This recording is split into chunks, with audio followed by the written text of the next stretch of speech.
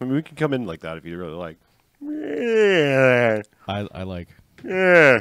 We did it, Dolph. Yeah. You vape. No. Are we live now? Yeah, probably. Yeah. Oh, man. Oh, man. Yeah. Man. We got some BMFcast alums aside from Dolph in this one. Well, yeah, the Preacher guy was a 2-time BMFcast He's a alum. gunman. And command performance. Oh, what? He travels with Dolph now. Oh, he's a Dolph alum. Yeah, Dolph alum. Dolph alum. Dolph alum. He's like Dolph's peyote dealer. Just put him in the movie, please, sir. I need to get fucking high. He's gonna play a preacher. He's gonna provide me with drugs. It's time for another vision quest. I need to get fucking high. I'm fucking Dolph. See my chemical engineering degree. I'm Dolph. Where's the tweet? Working on it. Where's the tweet? I have to shave off 4 characters. Jock! Where is it? Where's the tweet?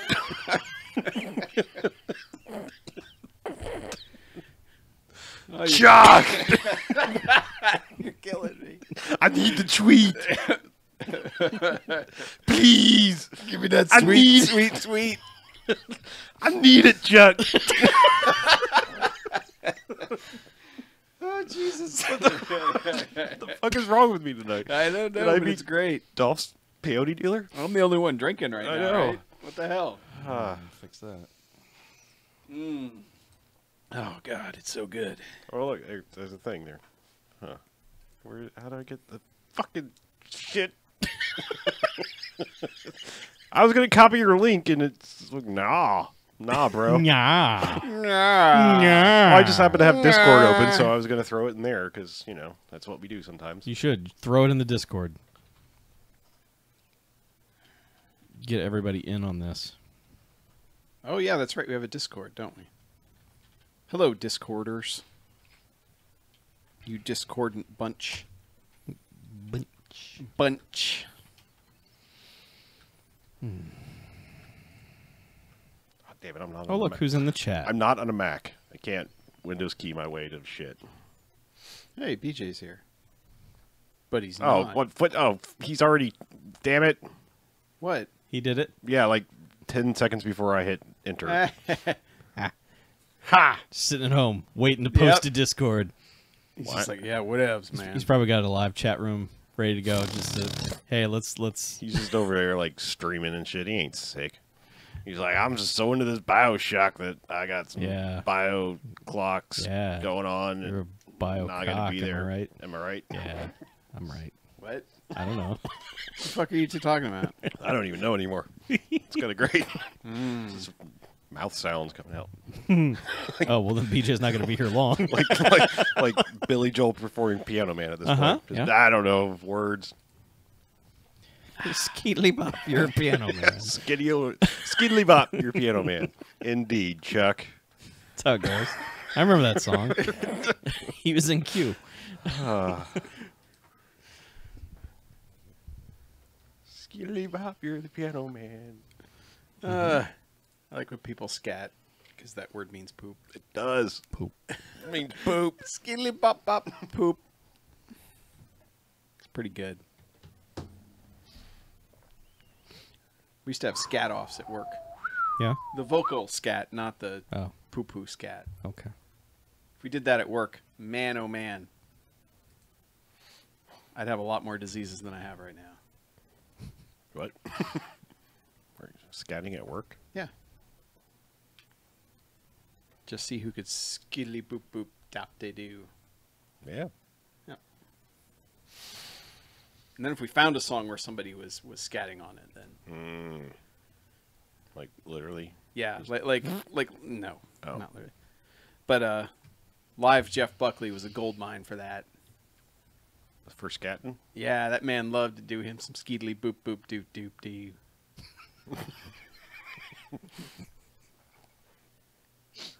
You all right there? Yeah. I'm all right. You gonna make sure? it, Chuck? Yeah, I'm good. I don't know why we're so. I don't know why the first recommended video is Mackie telling us how to burn our own CDs. That should be Because everyone's. it's the best video. That should be everyone's recommended on the first internet? video. Yeah. It's got a hot 437 views. It does. Yeah. That's 436 too few. Mm.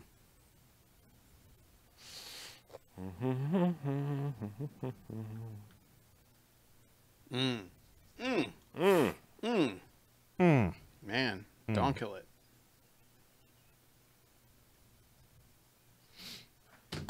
Don't kill it?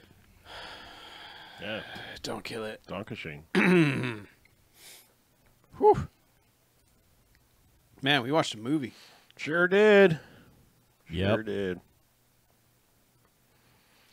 We're like a group that goes to the library and rents space. And That guy has way too cool of a name for as dweebish as he looks. I mean, nothing against you, but his name is Billy Slaughter. Was he the FBI guy? He's one of the FBI guys. Oh. He wasn't like the FBI guy. He wasn't Deacon. Oh. Yeah, the FBI guy. Another way I hired like all the That was local, Miles Doliak. hired all the local alt-right guys to be FBI agents with their dumb haircuts. I mean, this guy's like in real movies. I was wondering. I was just like trying to see if we had any other BMFcast alums. But, Other than Dolph? Other than Dolph's peyote dealer? Yeah, Dolph peyote. So how many Dolph movies is this? Did anyone count? Oh, Jesus. I did not. Give me a minute and I will. Okay. Billy Slaughter. I can do it seems if like you're he busy. should be, I'll do it. BMFcast I'm alum. really busy. Okay. Chuck. I'll get to it. I'll do it right now. I'm pulling it up. Yeah, get to counting.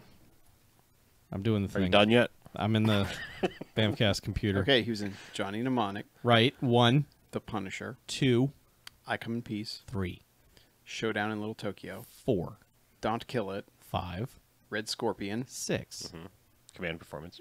Kindergarten Cop 2, 7, The Package, 8, Command Performance, 9, One in the Chamber. 10. That might be it. That's a lot. Might be it.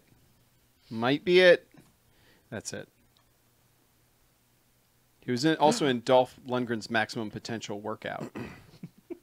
Wait, did we watch 12 rounds? No. Yeah. We did? Yes. 12 rounds? The John Cena movie? Yeah. Yes. Oh, that's right. Okay, yeah. I was confusing it with the Marine, but yeah, we did. We watched that too.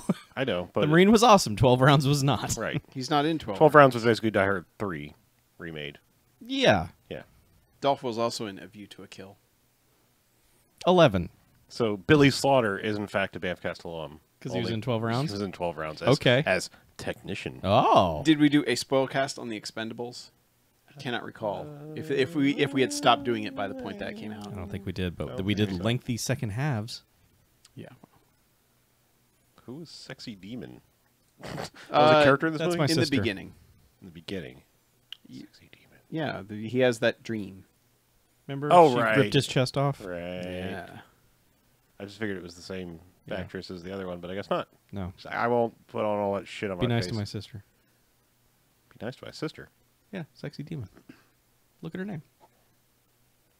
Oh, yeah, look at that. I didn't look at her, actually. I was just clicking on shit. It's a great profile picture, by the way. Your sister has. Thanks. Yeah. I'll let her know. What's her name? Sister Darkly? Elisa Dowling. Oh, that's right. I need to look at the new Steve James profile picture. Yeah.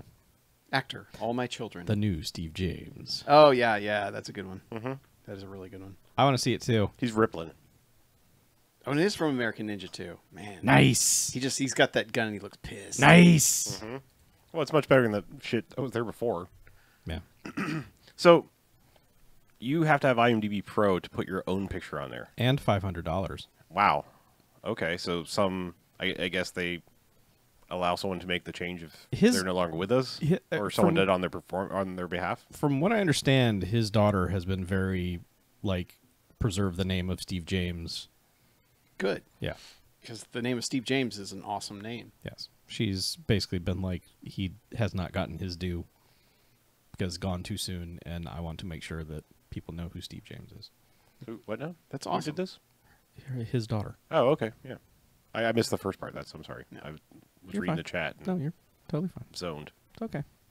I was a zone trooper. Just reading about some scat man. I was. Like, skiddly bop bop doo. Skeedly pop.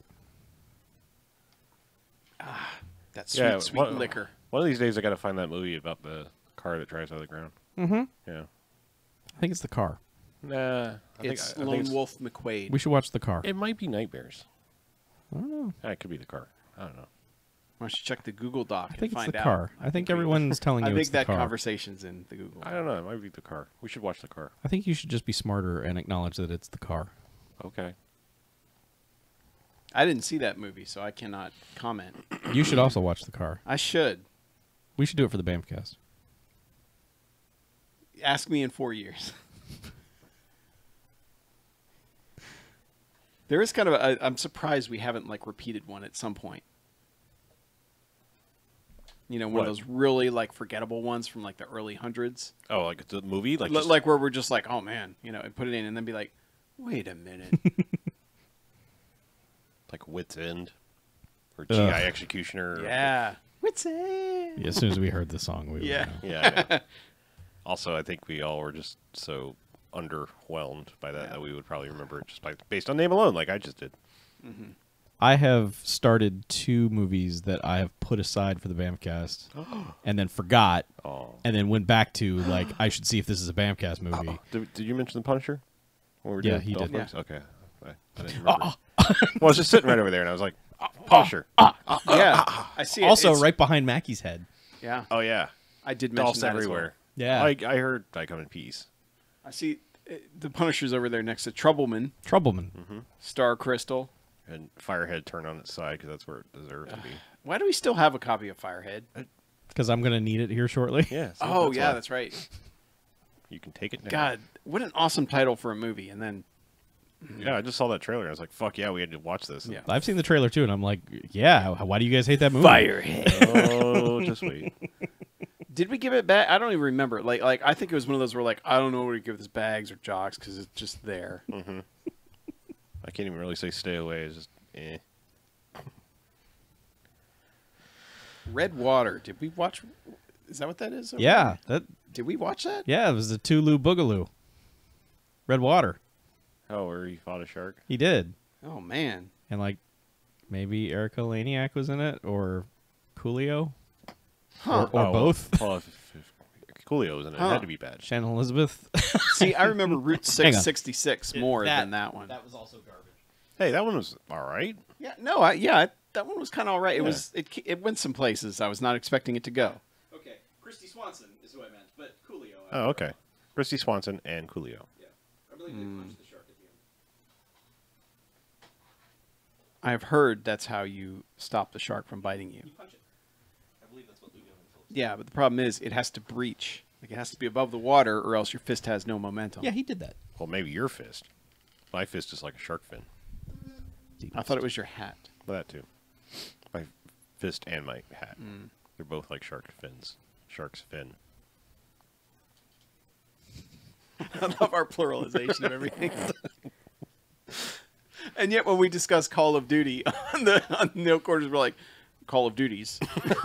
Just the only word should be Calls of Duty. Calls of Yeah, Duty. but it's funnier when you say duties. Call of Duty. Like all the Spidersman movie. Also, by the way, like I didn't realize this, but you know how like you go out in your backyard and you deal with, you know, dog turds? There are people that have companies that literally they call people to come out and do that for them. Oh yeah. Like, Yeah. and if there is not one of those companies called Call of Duty, I quit this world. Like if you're going to start that, because that's literally you were calling for duty removal, but not DUTY. Of course, you've got to spell it like turds. Call of Duty, Pet Waste Disposal, Jacksonville, Florida. Thank you. Well, It's literally I can in go that on was living. town. I can go on living with that was quick. See, that is a good name. Yep. I'm calling you. Please come remove my dog turds. Yeah, we.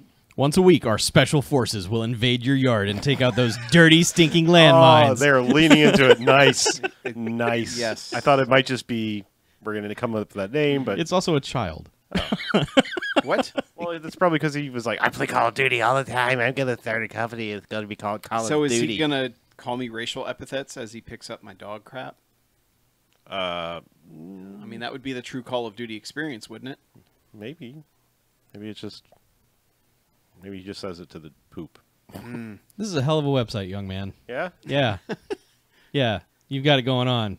That is actually a pretty good website for a kid. You must have- I'm thinking he might have had some help. Yeah.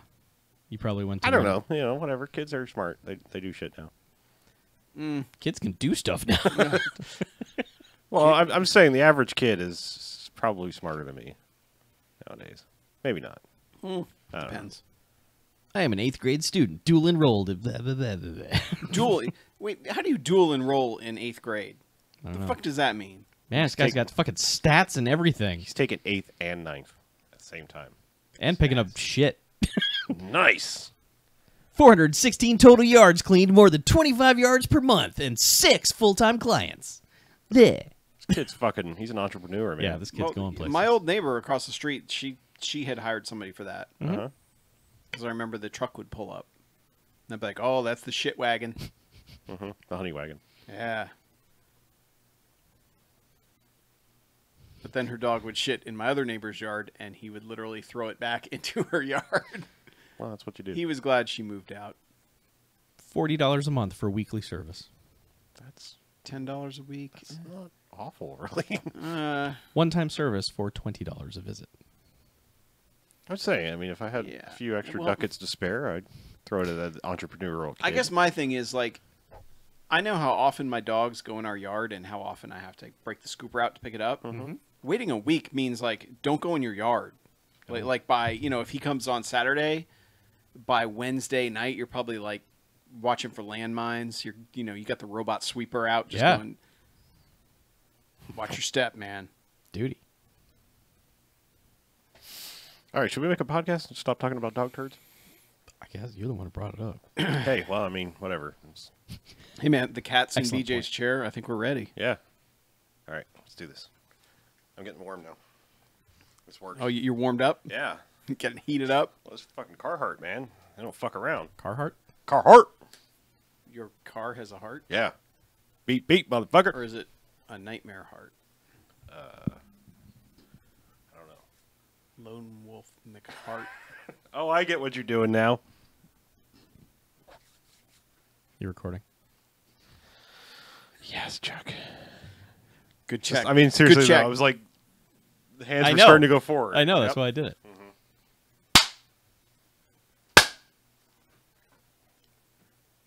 All right, and welcome to the BMFcast. Hey! BMFcast! Episode 398. Oh, man, getting close. So Getting close to the grand finale. Oh, man, we were almost done. Yeah. So I'm Harlow. I'm Mackie. I'm Chuck. Yeah, no BJ this week. He's under the weather. We had everyone back Or- together for one show, and under one the- show only. Or under the ground. We Weird don't know beef which. resumed. So what we do each and every episode of the BMFcast is we go ahead and we watch ourselves a quote-unquote bad movie. Come in here and talk about it for the first half, and then we rate them. Good bad movies, enjoyable bad movies. They go 1 to 5 jocks and robot jocks. Robot job. Robot jocks. Fucking yeah. Yeah. Yeah. But, hold up. There are also bad movies, and stay away. They get a negative sliding scale, 1 to 5 bags. That's in giant bags of trash. Yeah. That they are. Like Ford Fairlane Yes. Yes, all the bags. and other bad movies that we We should should not just- appreciate. Give them fair lanes from now on. So we are, we're kind of, well, it'd be forbidden zones, if anything, I think. But Okay. we're wrapping up Spooky Month Spooky month. October month. Spooky. Oh, spooky month. with kind of a spooky movie, comedy, action thing. Yeah. It's 2016's Don't Kill It. Don't kill it. Do not kill it. Please, Hammer. Don't kill it. Don't kill us. Starring the one, the only, Dolph Lundgren. Yes. Appearance. Returning to the BMFcast for... He's in double digits. he's in now. double digits Yeah, at now. least the 10th time, maybe more. Someone can fact check us, but that was the rough number we came up with. Yep. Yeah. So we have a very, very, very quick plot summary I'm going to read, and then we'll talk more about it. All right. An ancient demon terrorizes a tiny Mississippi town. Yes. That demon Straight to is the point. Dolph It does. Lundgren. No, Oh. it's not. Okay. What? No, it's not Dolph. No. Dolph is the good guy. Yeah, Dolph plays a demon hunter. Oh. Yeah, first things first. The cold open. Mm-hmm. There's a man out hunting with his Rottweiler As you do. and Yeah. spots a deer and misses it like a dumbass. Well, it's because we all shouted, "Don't kill it." Well, that's true. We did because the deer directly in its We sight. spent a lot of the early part of this movie going, "Don't kill it." Pretty much, yeah. And he did not kill it. But the dog runs off. I guess he sent the dog after it. I don't know what the point of that was. Like, hey, dog, go take that deer down. I think the implication was that he hit the deer, but he didn't hit it with a kill shot, so it was running away, and that the dog was going to locate the deer. But the dog was jaunty So wait, throughout the. then I have woods. questions shortly, but I'll go ahead and ask them now. All right. Please do. Was the demon in the deer No, the demon was No. in the Little jar? jar. The Well, I know there was a Fabergé jar, egg. but I mean, like, deer also have big black eyes, like the demon. So, Yeah, just but a coincidence. all right. demon just kill your garden, or deer. Deer demons only kill your garden. Okay. They don't kill you. Yeah. Yes. But dog runs They're off. plant-eating dog. Dog runs off. Guy follows it. Dog. He finds the dog. Well, the dog digs up a little gold Fabergé egg-looking thing, and then he comes across the dog, and the dog is just staring intently at the ground. And rather than look at the ground, he's like, "What are you doing, dog?" And looks down. Finally, puts his gun down. Looks down, finds this egg thing, picks it up. He's like, "I got me a treasure hunting dog now!" Woo! And we should note, like, it's a little gold egg jar thing, but it has a lid. And the lid is open. Yes. Yep. Yeah. It was sealed when the dog found it, and then open when he finds it. And the dog is just not moving, just staring at the ground. And he's like, "Okay, dog, what's up?" It is pretty creepy to have the dog just staying there staring. Yeah. Because the dog is staying there staring, like, as he comes in the long shot. Yeah. And then it's still kind of frozen by the time he gets to it. Pretty good actor dog. It was. Yeah. You could tell the trainer, like, it was every once in a while. They It started cut around it, Well, obviously, it but- started trying to wag its tail. I noticed. Yeah. And then you could tell the trainer was like, "No." And he's like, "Oh, okay. I'll hold Don't still." you dare. Freeze. But yeah, and then the dog just goes, "Hey, fuck you, hunter buddy." And starts trying to maul him. Yeah, and basically like gnaws it at his arm, and then he reaches over, Grabs his rifle. and And cut away. But the implication is he shoots the dog. Right. well, there's a gunshot. Yeah, I mean, yes. But it's the whole It's- gunshot and then, like, Or long shot of the forest. yeah, that noise, which I will say gets around one of our rules mildly, because the implication was this dog opened up the egg, released said demon. Like, I'll go ahead and explain because we're going to dance around this until the movie decides to explain it. The premise of this movie is it's sort of like It Follows, except when you kill somebody, rather than have sex with them, the demon leaps from body to body. Yeah.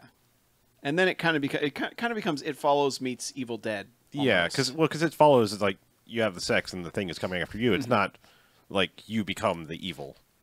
We're all going to have different combinations of descriptions for this movie because for me it's like the hidden meets fallen.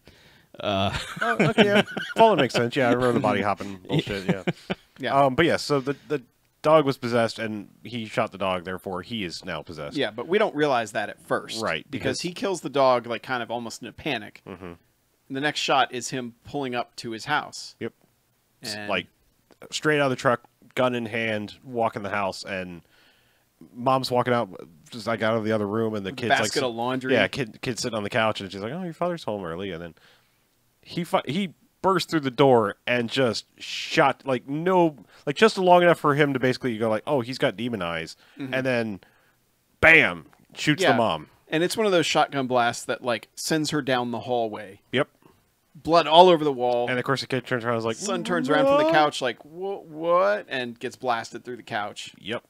And yeah, And then we get the demon scream. From yeah, him. I was gonna say, like, this movie is simultaneous, like, bad CG blood effects, and then like they'll do a practical effect too. Yeah. That's like really good. So it's just it bounces back and forth continuously throughout the rest of the movie. But these first two, it's just like, oh, okay, it's gonna be like that kind of movie. Yeah. Well, yeah, because I mean, like the dog, they cut away. You know, Right. there's no even when the dog's like tearing up his arm, it's he's got a long jacket on, so it's not like there's any blood or anything. We're like, okay, Right.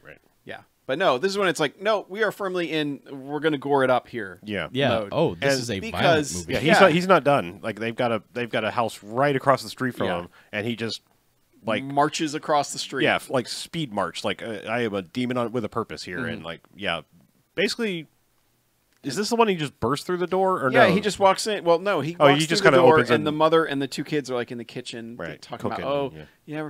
we're boiling the water for spaghetti and doing all this, and then he walks in, they're like, Philip, Yeah, he's just kinda standing there Why like- are you here, buddy? Yeah. Are you and, lost? And he just grabs the. Well, he shotguns the older daughter, Like no, he doesn't. He No? grabs a fucking cleaver. Oh, off that's the right. Yeah, counter that's right. and He just left the gun starts behind. hacking her to pieces. Yeah, that's right. That's right. He left the gun behind. 'Cause- While the mom doesn't grab a knife or anything, just tries to push him while he's like, hacking. and still and just the going other like, daughter. "What are you is- doing? What are you doing?" Yeah. And then the other daughter just kind of stands there screaming. Well, she's sitting in like the island bar kind of thing. Yeah. You know, in the But kitchen. he kills the one daughter by basically hacking her up with a goddamn meat cleaver, and then grabs the mom and shoves her face into the boiling water. Yep. To which she pulls up Freddy Krueger face, still screaming. That's when the dad comes in with a gun and is like, "What the fuck?" It's like, Not even Jesus real. Christ, Jenkins, Yeah, what are you doing? as he's about to kill the daughter and shotguns him. And it's like, what the fuck? And then you see the guy kind of die, and his eyes, his eyes are black, but then they kind of like just close. And then the dad's eyes turn black, and he immediately turns the shotgun on the daughter. Yep. Well, and takes no, off. no. First, he finishes off the mom, who he was bending Oh, yeah, over, that's like, "Are right. you okay?" And then like, yeah, then he goes like, "Argh!" Demon noise and shoots her, and then we don't see him kill the younger daughter, but it's again implied that he does in fact shoot her. So I think it was that shot that then cuts to black, then credits. yeah, credits. Yeah. So that's our cold open. Yes, is him blasting the screen. Yes, itself. this movie is going to be violent. Yep. That is what the cold open has taught us. Yeah. And our next shot, it's Dolph in a dive bar. Dolph in a dive just bar. drinking at the bar. Yep. And just shot glass like Wear- pound wearing- one back and then like go tap tap tap. And Yeah, just wearing his kind of fedora and his Demon Hunter jacket. His Demon Hunter trench coat thing. It's not really a fedora. But yeah, it's more like an almost Aussie hunter hat. Yeah. Yeah.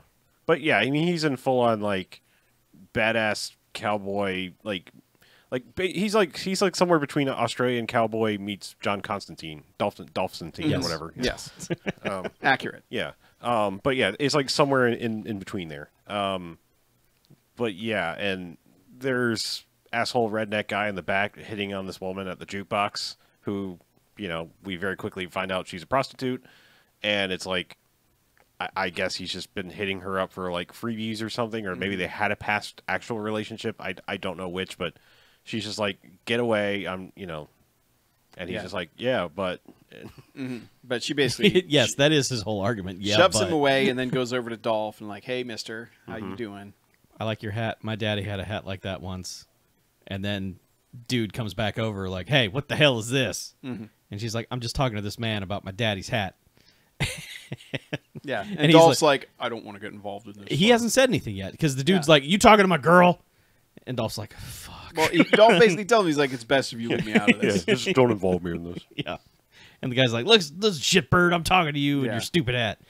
And Dolph just immediately takes this guy down. Well, he Oh, does. yeah. He does the like set hat down on the bar, Yeah. and then just like does the turn and like head meet bar, real quick thing. And, Yeah. and then just grabs the dude by the ear. Yeah. And it's like, "I need to talk about how no means no." Let's talk about consent. Yeah. We have one lesson a day. He turns into social justice Dolph for a few minutes. It's like, don't you know the lady Yeah. has to say yes? You can't. She says no, you leave her alone. He's like, I'm a piece of shit. He's like, that's right, you are a piece of shit. Or tell her again, I'm a piece of shit. Tell her you're a big piece of shit. I'm a big piece of shit. All right, yeah, you are. Get over there. No, not just that. He sits him down at the bar. He's like, "You're probably gonna have a pretty bad headache later today. Yeah. Why don't you get this man some ice cream, like some Rocky Road or something good, Rocky Road, man. Ice cream makes everybody feel better. It makes me feel better." So I'm Dolph. yeah, And then she's like, so, you're a man. You want to take me? And she's like, yeah. well, he's dude. like, "You have a place near here?" She's like, "Yeah, right down the road." And he's like, "Good, because I live in my car." Yeah. It's so weird because usually in these kinds of situations, the quote unquote hero is like, "Nah, ma'am, that's all right." But he's just like, "Yeah, You let's got a fucking- house and a bed. Let's fucking do that." I don't have to sleep in my Bronco. Cool. Yeah. Cut to them fucking. Yeah, they have some fucking. Yeah, Although- but it's like you know something's weird about it right away because it's like Really? super stylized. Well, I just think like it's super fucking stylized. Like Well, and it's also the music is getting more intense, like in a horror movie way. right. Yeah, the lights get weird and Yeah, it turns all purple and blue. and in Dolph there. is freaking out. You know, he's Well, having well. PTS. She's PTS Dolph. riding him, and then like the lights go wacky, and she turns but- into demon face Yeah, Yeah, and scratches him across the chest, and then he wakes up and it wasn't real. no, it's the next morning, and she's And- asleep wearing his hat. and he starts trying to sneak out, and she's like, "Oh, hey, hi," and the alarm goes off, and she's like, oh, by the way, that'll be $100. He's like, what? I don't believe I consented to that. I did not enter into a contract with you, I don't think. Yeah, and then she's like, oh, look at me. You think I would have been in that shitty bar any other reason? He's like, yep. But then, like, breaking news comes in over the clock radio, which has gone off because it's 9 a.m. It's time for her to get up. And they have had triple homicides in this small town. Yes. yeah, and then like the radio announcer trails off by saying, "But later, another news." You know, it's like, wait, what? Why is this like not all nonstop coverage? Get the fuck in out! this tiny town. There is no other news. Thanks, 24-hour news cycle. Yeah.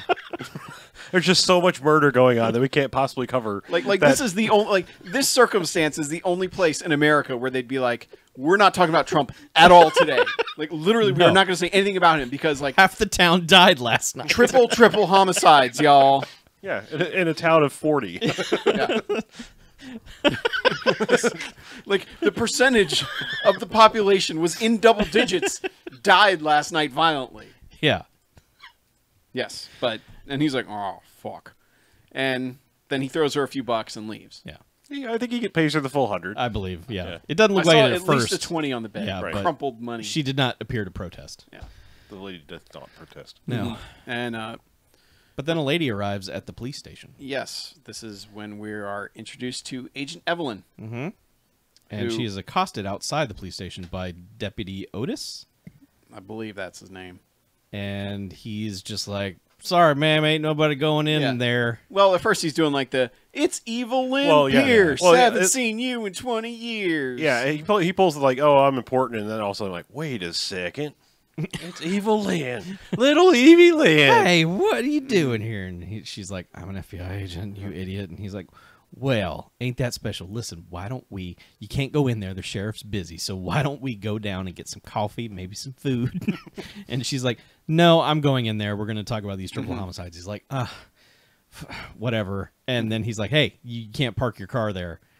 She's like, well, move it. And she just, as she's closing the door behind her, she just throws him the keys. And he's like, I'm not moving it. I'm not doing a goddamn I'm thing. standing here enjoying my cigarette, which we didn't even know he was previously smoking. I don't No, know. we didn't It just kind of comes from out of frame. Yes. There are some good smoking moments in this movie. Yes, for sure. one that's about to enter the movie. Yeah. But she goes in to see the sheriff who is talking to the priest or... Yeah. And creepy pastor guy. Yeah, and whatever their conversation is, it's clearly over. But it was probably, hey, half the town is dead. What are you doing about it? And the sheriff's like, just, Yeah, I don't prepare know, for the man. street festival as usual. Nothing's wrong. Go on. But yeah, then she comes in and she's just like, sheriff, we need to. I'm here from the FBI, and we will now discuss like, oh, this. 9 murders in this town. We don't need the FBI. That's just normal. Yeah, she's like, well, and she kind of handles it well because she's like, listen, I don't want to be back here. Yeah. You don't want me here. Yeah. They sent me here because I have to make sure that these aren't linked. Yeah. She's like, just tell me that there's no connection between these, and I'll be on my way. And he's like, they're totally not linked. Well, except for they kind of are. They might be linked. Just a little bit. All right, yeah, they're probably linked. And she's like, go on. And as soon as she like sits forward from the back of the room, you hear, the last victim killed the next victim or something, right? Yep. And they're like, what? Yeah. And it's Dolph, of course. And big giant Dolph standing there. And the dork from the front of the place is like, "Oh, you just pushed by me, Captain. I couldn't stop him." I think even before he came in, because like this is the first time we realized that Dolph vapes in this movie. Like he's got a big giant vape rig, and he's just like he's leaning in the doorway. I think it's when we see the hero shot. Yeah, I'm just saying they turn around and he's just like he's taking a huge drag off that thing. I can't tell you how many frames of this movie are just filled with Dolph vape. Yep. Dolph the Magic Dragon. Yeah, it's pretty glorious. And they're like, and of course she's like, really, and and the go on. Yeah, and the captain's like, I don't know about this. I don't know about any of you being in my office. She's like, if you got information, spill it. Yeah, and he sits down, like puts his feet up on the sheriff's desk, and he's like, listen, I'm gonna explain this, and no one ever believes it, but here we go. Yeah. First off, I'm a demon hunter. And they're like, get the fuck out of here. Get the cuffs. Get this guy out of here. And they're immediately just like, God damn it. Why did we sit here and listen to this for 4 seconds? And then And then the scene becomes brilliant because it's the funniest thing. they send in Deputy Otis and some Deputy Dick Knucker. I don't know, like, whatever. Just Deputy Richard Knucker is his name. I don't Please know. respect the deputy. Sorry. Deputy Richard. That man went to police school.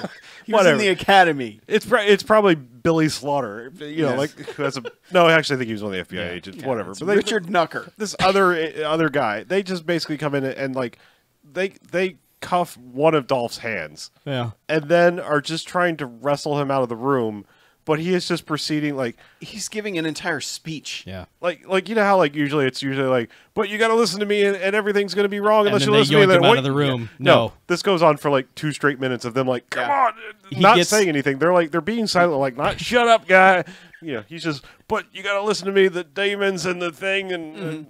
Well, yeah, gets and he basically says, you know, you're not going to believe it until you see their eye. You know, they. He's like, ask about the eyes. Yeah. But he gets his entire spiel out. Oh, he does the ask about eyes after that because Yeah, later on Right. he does Yeah. that, but he's like, you know, the soul's burning, and you. Yeah. But he gets it all out. Like, he's Yeah. done, basically, and he's just kind of like, all right, fine, you can take he was it. like, all right, fine. Yeah, and so we cut to a shot of him like locking him in the cell. No, what he does is he goes.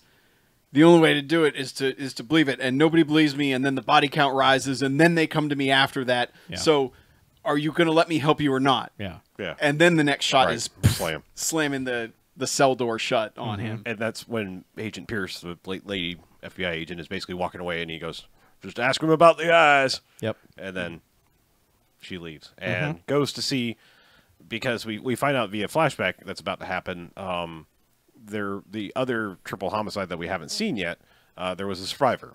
So Yes. she goes to see her in the hospital, and basically when she starts to talk, we get a little flashback to see what happened. That the dad that was the last one possessed basically burst into this other house, just immediately walked in like this was a house with a dad, 2 kids, and the wife who survived. So she's sitting on the bed and starts to tell the tale while we're seeing the flashback. When he bursts in, shot the daughter immediately, then the husband, who was like a retired Marine, just was armed, I guess, in the house. Yeah, whips out a handgun. And Yeah, shoots him, then becomes possessed and shoots the son. And I went and think they never really explained how she got away, or She just think- ran off. yeah, Yeah, I think they said she got shot, but she got away Okay. because he tries to stab her. I think. right. So I think she gets stabbed and then somehow gets away because they're not really clear on it. No, it's just she's alive and then like trailing off because she's almost comatose. Like, She's very upset. Yeah, obviously. Retelling the story, and the FBI lady is just kind of like, "Oh, okay, I'm sorry. I should probably come back." There's one little bit in this, like, I mean, it's an FBI agent who's come into a case. Like, they have identified all of the people in this small town. Wouldn't be that hard. There's not that many people. But she starts to like, oh, they were always fighting, talking about her 2 kids, and then like, and something like, and she names 2 names, and then she's like, oh, are those your kids? Yeah, it's like, come on. you know that. Like, Just- it's on the paper. Yeah, yeah. She's asking for the audience. She is asking for the audience. But as she's leaving, the mom is like, the eyes were black. It was black yeah, his eyes. eyes went black. It wasn't him. And she's like, immediately just beeline to doll for a Yep. D-line, and it's the drum line. yes.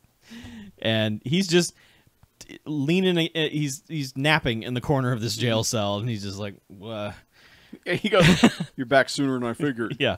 Usually it takes longer. Okay, let's do this. Yep. And so she and the sheriff take him to. He's like, "I'm kind of hungry though." Yeah. Yeah. And next shot is him just sucking on a rib. Just it starts with a licking the plate of barbecue just sauce rib off of bones, it. and then up to him with just giant rib in his mouth. And While they're both just sitting there, like, you could talk and Yeah. eat, but he's like, "Where's your good ribs?"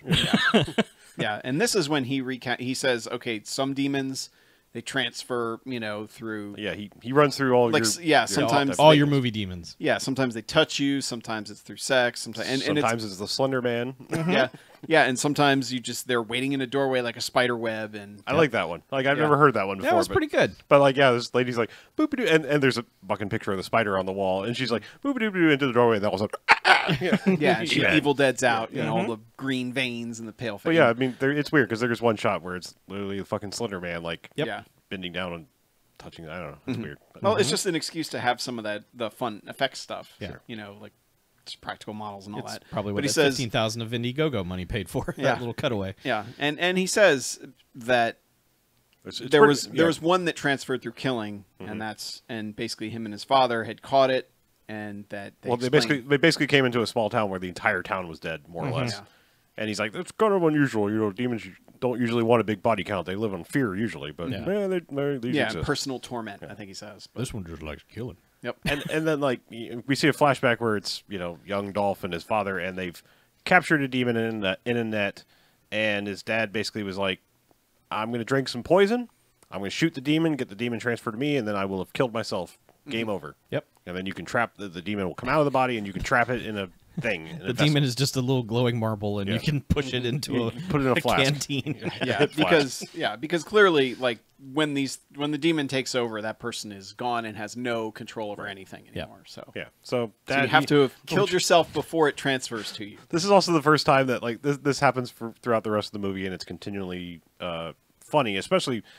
It's like Dolph somehow read the script, which obviously he did, but like he knew what the character was eventually going to do, because he's telling this story and he's like talking about, my dad sacrificed himself and to kill the demon. The sheriff's like, oh, I'm real sorry to hear that. I lost my dad to prostate cancer. And he's just like, real sorry to hear that. Anyway, Oh, he's giving the sheriff shit like throughout this whole thing. Well, like for the whole rest of the movie, it's just like everything he says, like whatever. Okay, anyway, so he is most dismissive of the sheriff more than anyone else. Like knowing, like to the point that it breaks the sheriff by the end of the movie. Yeah, the sheriff is a broken man. The sheriff's just like, all this is my fault. Well, that's right. The sheriff never came back. He Yeah, but like that's how profound an effect Dolph has had. Wow, I didn't think on about this that. man. Yeah, Is he fucking broke him. He broke a small town sheriff. I must break you. Yeah, yeah, and he did. Yep. Wow. Okay. So she's like, so what are we gonna do? And he's like, well, we got to find it. Whoever killed it. Yeah. First, I need my gear. So they go back to impound where they've taken all the stuff, and they're just checking everything out. Which is like, first it's a 357 with rubber bullets. Okay. Then it's like a bolo. Well, also he had like a trap, like a little small like an animal trap. Yeah. Like, be careful with that. Right. Then he had like, as the sheriff called them, South American bolos. Yeah. Then he goes whip with two shrunken heads. Oh hell, just right whip. Yeah. And then he goes. Then he pulls out the fucking net gun, which is like a shotgun with a net launcher on the front of it. And he's like, "What the hell is this?" He's like, "That's net launchers. That's for my friend."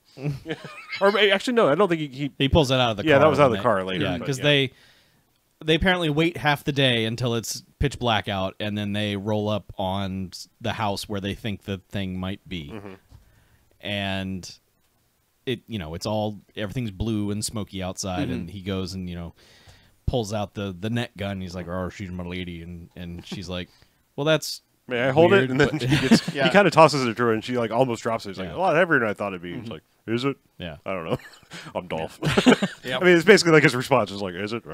Yeah. But they creep up on a house, and they hear something, and he goes, just wait here. Yeah. Wait here. Yeah, wait in the car. Yeah, get in the She's car. like, no, she doesn't wait in the car. She's waiting by a tree. Oh. And the right, guy's coming, the guy's stumbling right, 'cause around they see the corner, and first goes guy, up to the door, and he opens the door, and Dolph's already inside, and net guns the fuck out of this thing. Yep.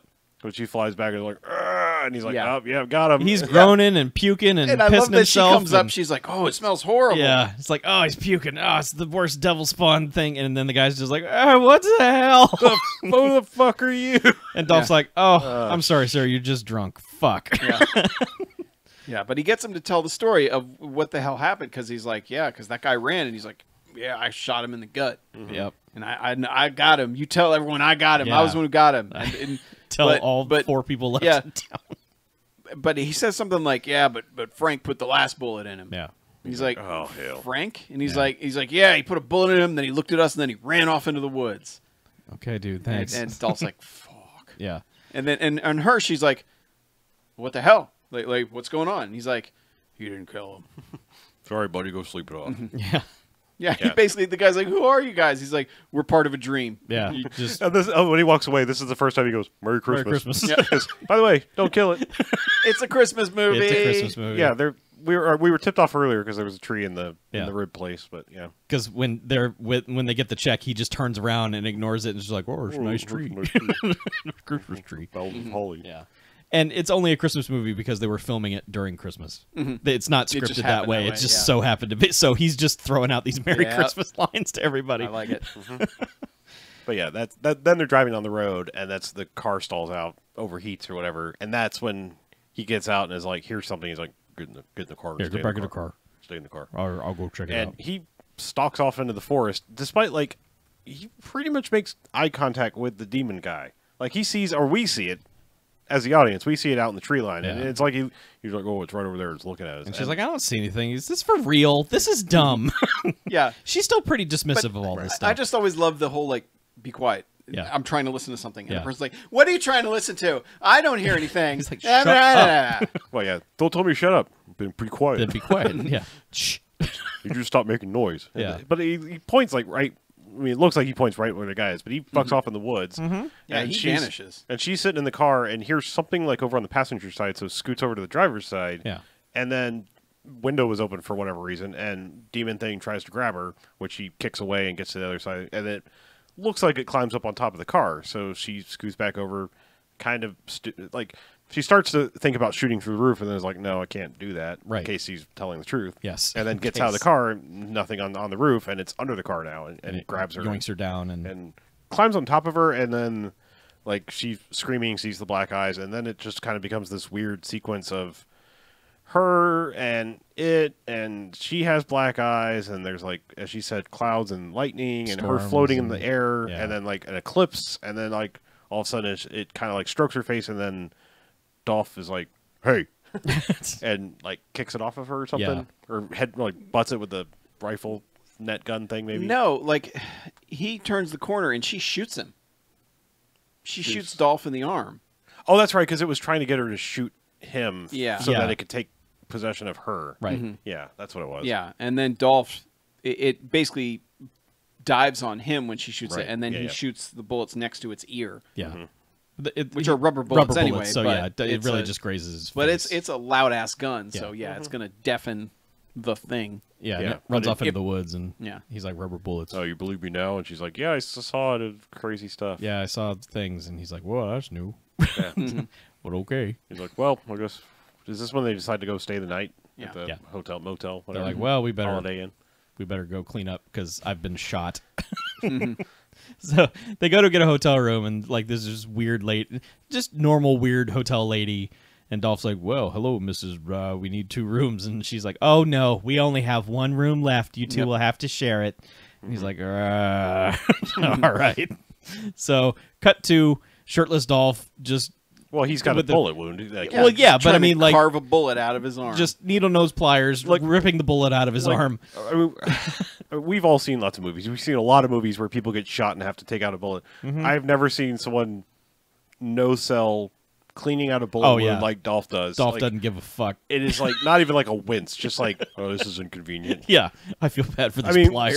sitting there with like a pair of needle nose pliers, big needle nose pliers, Mm-hmm. just digging around in there, and she's like, "Well, let me help." Yeah. And then rips the bullet out. Again, he's just kind of like, "Ugh," when it comes out. Yeah. Like the Thanks. thanks for warning me. Yeah, and she wraps it up. And they're like getting sort of uncomfortably close, like yeah, and kind of like seem like they're gonna have a thing, and then all of a sudden she's like, "Well, I'm gonna change clothes if you could just turn around." It's yeah. like, There's no bathroom in this hotel room. yeah. So and it's really just an excuse. Like he turns around, but is like standing in front of the mirror, so it's like seeing her in the mirror, and on her back she has like scar birthmark things in like under her shoulder blades, Yep. and yeah, there's like 2 lines Yeah. on each shoulder blade. and he's like, "Huh." Well, and then he's kind of like, "I'm just gonna go sleep in the car," Yeah. It's real cozy. and then. Me and my nut gun. And then this is kind of something else that never really goes anywhere, I don't think. But he goes to a payphone, which is a. Oh, right. There were Yeah. there were these phones that were connected to lines once upon a time, and you put like some money in and made a call. Yeah. Yeah, like a prepaid cell phone, but more stationary. So he calls somebody and is like, "I need you to run this name. Just let me know what you find."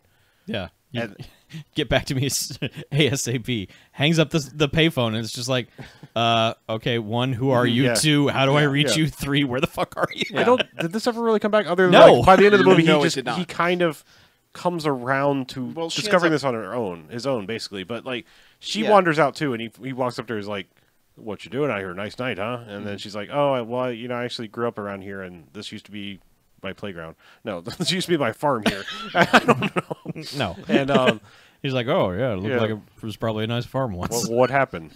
And she tells this whole story about how she slipped, fell on the side of the pool, cracked her head, and passed out in the water for some period of time until her mom fished her out and was able to revive her, and like nothing.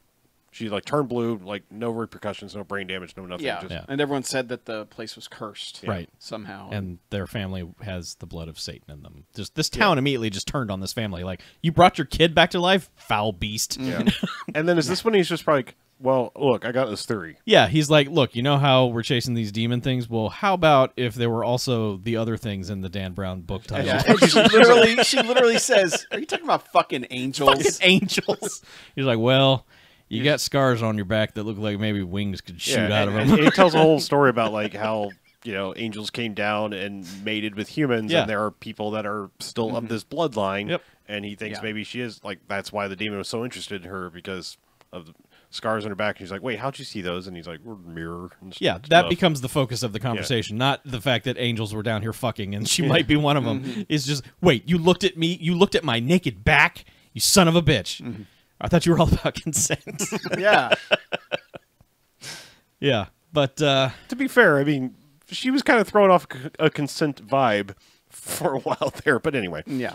But yeah, and then like she's just like, oh, okay, I don't. Well, that's when know. they decide that they have to tell the town. yeah, they had brought it up to the sheriff beforehand, and like, also we should have a town meeting, and they were like, no, that's He's like, crazy. No, summer's our best season. We can't tell everyone there's this giant demon shark Yeah, going around. and also it was like, well, this is a Christian town. You tell them there's a demon, they'll all just lose their goddamn minds. Yeah. The other side of this is if the demon inhabits her body, it's like it has more power than the average Super person. demon. Yeah, it can like Yeah. call all its demon friends and have a demon party.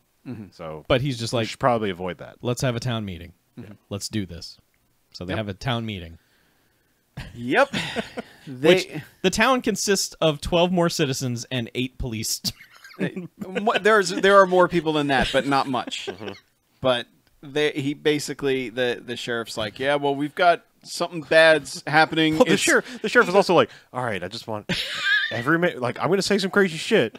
You just need to remain calm, right? Yeah, and he goes, well, there may be something supernatural. And this black lady in the front row goes, what the fuck? No, even better than that, he's like, first it's like, these killings might be connected. Everyone's like, yeah. No, hold on. Yeah, Shit's about to get way weirder. That's the most normal thing I'm going to say. Yeah, but yes, it might be supernatural. And immediately cutting to little church lady going, "What the fuck?"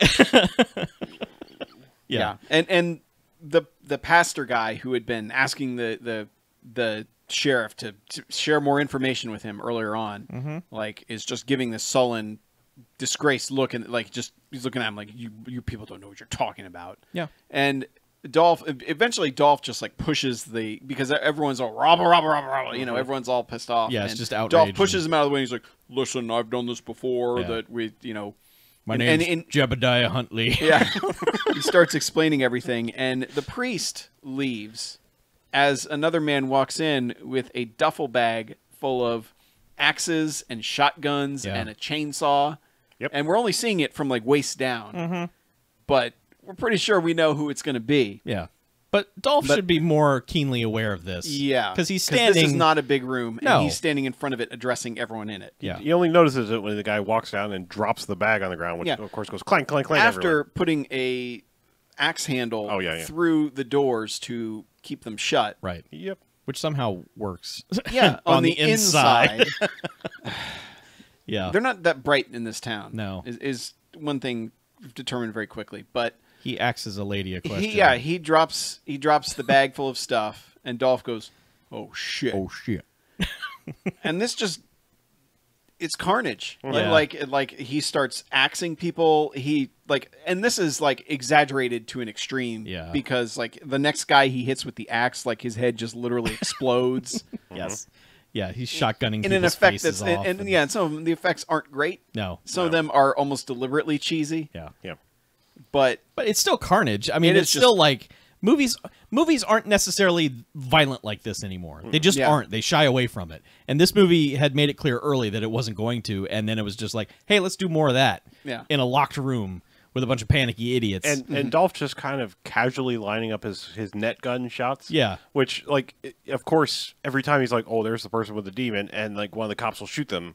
You know, or so somebody else. it's bouncing around the room because the deputies are shooting it. And every time he's just exacerbated, like, oh, son of a bitch! Yeah. Like, I had the perfect shot, and now I have to aim at you. And Yeah. he's never moving quickly in this No. entire movie. Like No. he makes one speedy motion to get out of a way of something in a second, but Yeah, but this thing, like, it's jumping from person to person because, like, the Otis, the dumb cop, shoots it, and then another cop shoots him, and then that cop just realizes he's out of bullets after shooting a bunch of people, and the panicky idiots at the door haven't realized that you can just pull the axe handle out. They're just, banging at the door like zombies. Let us out. Yeah, and the demon just picks up the chainsaw and just walks over and starts chainsawing everyone there. Yep. And an old lady picks up one of the police guns. And it's the same. It's the same. What the fuck, lady? Yeah, Yeah. it is.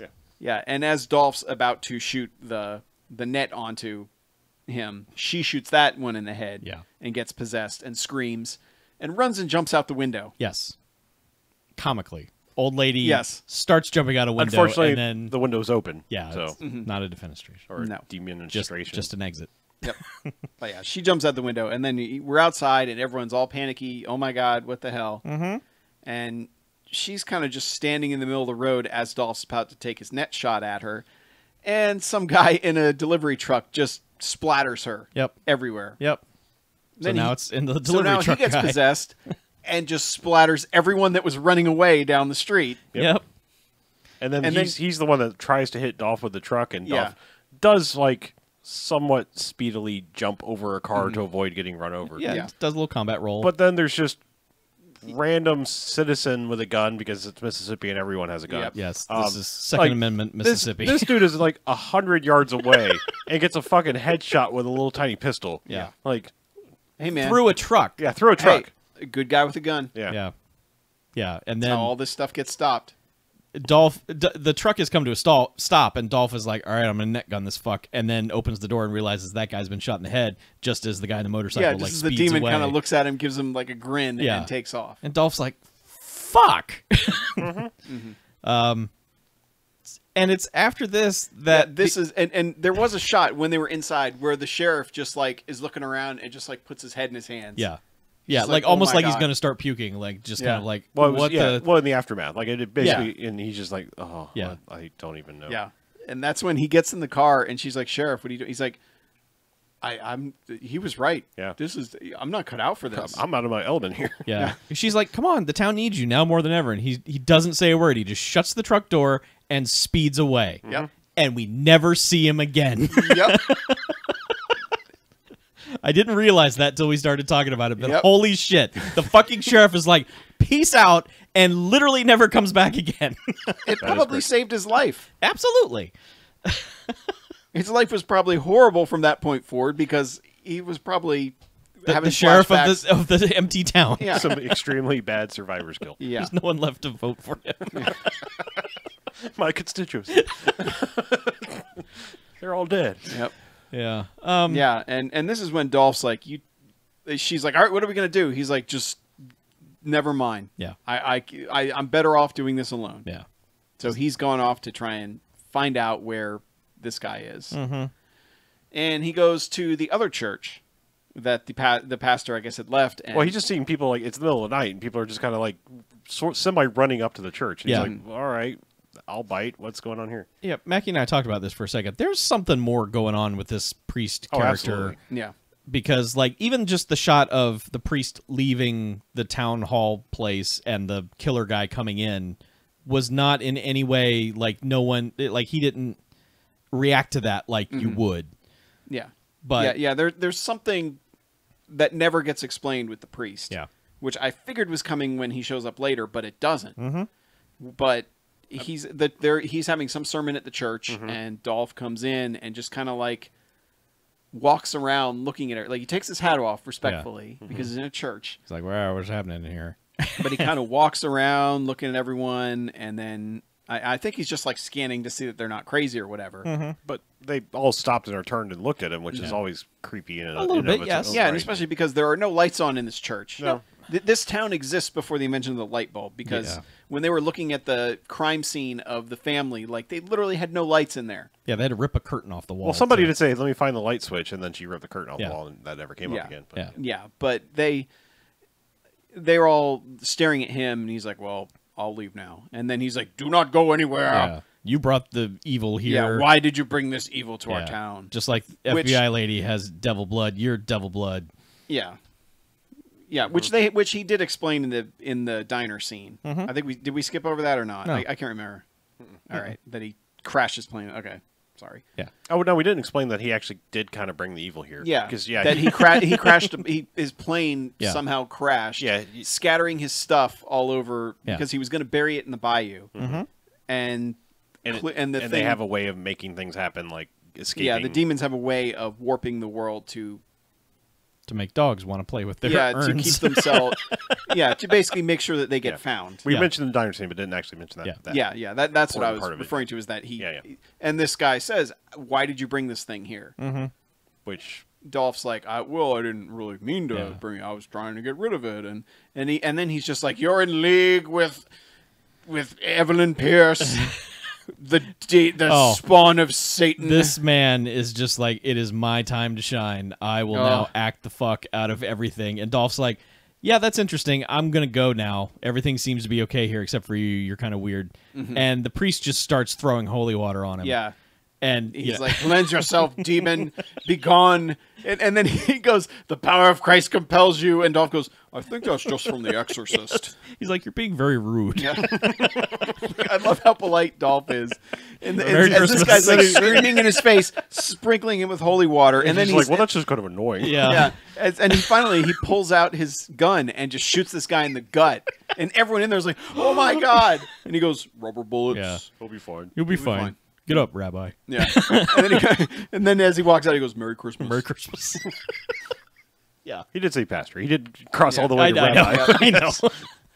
He's fine. Rubber bullets. Merry Christmas, Padre. everybody. Whatever, he kept calling him Padre. That's Yeah. what it is, There's been a scene where the guy on the motorcycle has gone to a place where there are two kids inside. Yeah, two little girls are playing hide and seek. Yeah. Two little girls are playing hide and seek in this fucking horror house. Yes. Like, there's taxidermied animals all over the place. They're in the fucking house from Evil Dead. Yeah. Pretty much. They But may as well be in the house from Evil Dead. like, it's creepy from the get-go because both these girls are kind of creepy in their own ways. Like, the little one is counting, and then the other one is just hiding 3 feet from her behind a curtain with her feet sticking out. And then the little one turns and goes, "Who's that man outside?" Like that, with that level of reaction. Yeah. And the other one's like, "What do you mean?" And turns around. Turns the flashlight. Yeah. And there's the dude at the window, like, black eyes, peering in. like hanging on the window like this, like like a Garfield on the back of a car or something. Yeah. And it's like, no, girls, like, react a little heavier than that. Right. Because the guy comes in and still nothing's happening, and the guy comes over to the younger one and just picks her up by the throat. Holds her up in the air and basically dares the girl to shoot him. Right. And she has gone and got a gun, but she's just like, I can't do it because I'm a child and whatever. Until the evil guy like picks up her little sister like by the neck. Yeah. And is like, And I was kind of expecting her to like shoot his arm off or something. Give us a fun twist on that. But no, they kind of just cut out of this. Yeah, you hear a shotgun blast. Yeah.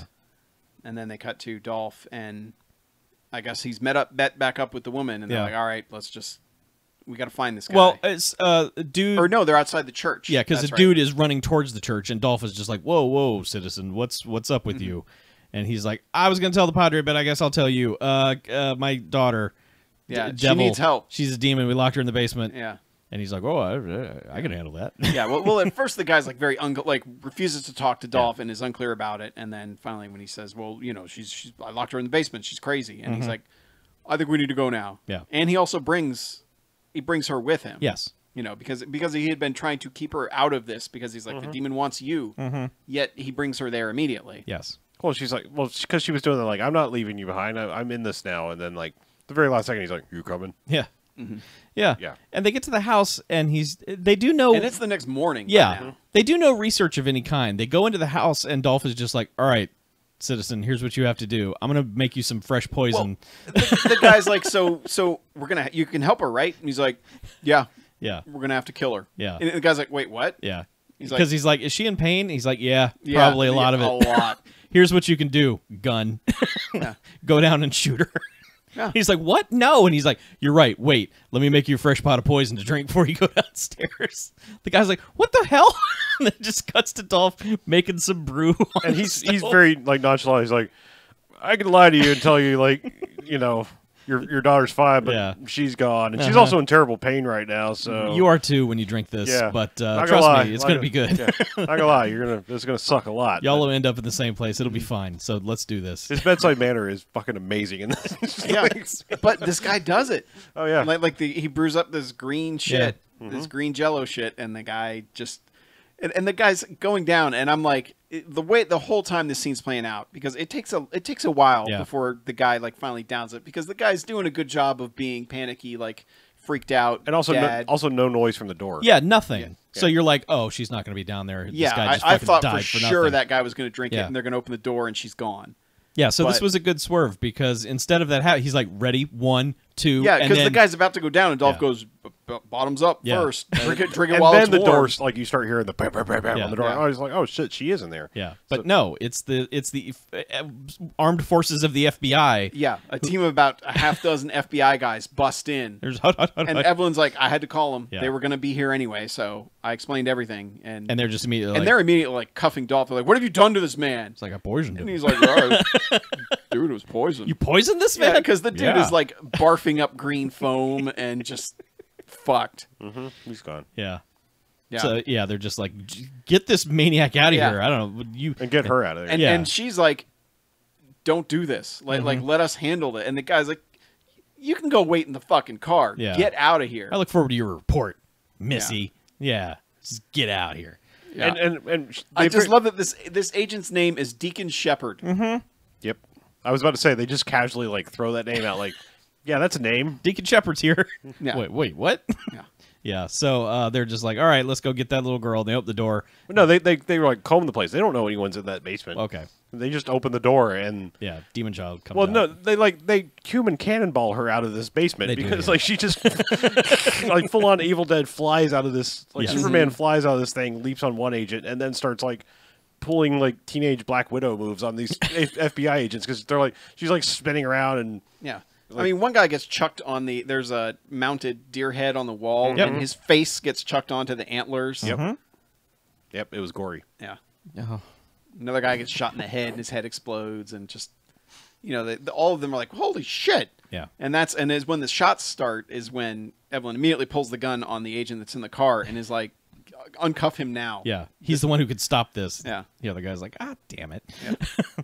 So, they get out. And that's when Deacon, the leader, comes like running out, and he's like, "All right, we're going. Yeah, get the fuck in the car. We're going." Yep. And one guy stumbles out and shoots the dude that had just unlocked Dolph, and they take off. And he kind of stumbles out in the middle of the road and screams at him with the demon face. Yep. And then he's also shot in the stomach. Yeah, he kind of lifts up his shirt and looks at his stomach, and he's pissed. Yeah. So they drive Deacon down the road a little bit and then throw him out. Yeah. And are like, all right, tell us what happened. And he's like, what? I don't answer to you. And then Dolph just steps on his shoulder wound. He's like, you need to tell me exactly what happened. And so eventually, after comically being injured for a while, the guy's like, oh, okay, I shot the guy in the stomach, but, he's not going to die from it, not right away. Yeah. But apparently he does, because then Deacon just completely, demons up. And, the demon deacons. Yep. And, so now they have to fight that guy, to which Dolph just almost immediately net guns him after a bit of struggle. Right. And then, like, okay, let's... And then they're just dragging him along while he's screaming and in demon speak in his little net.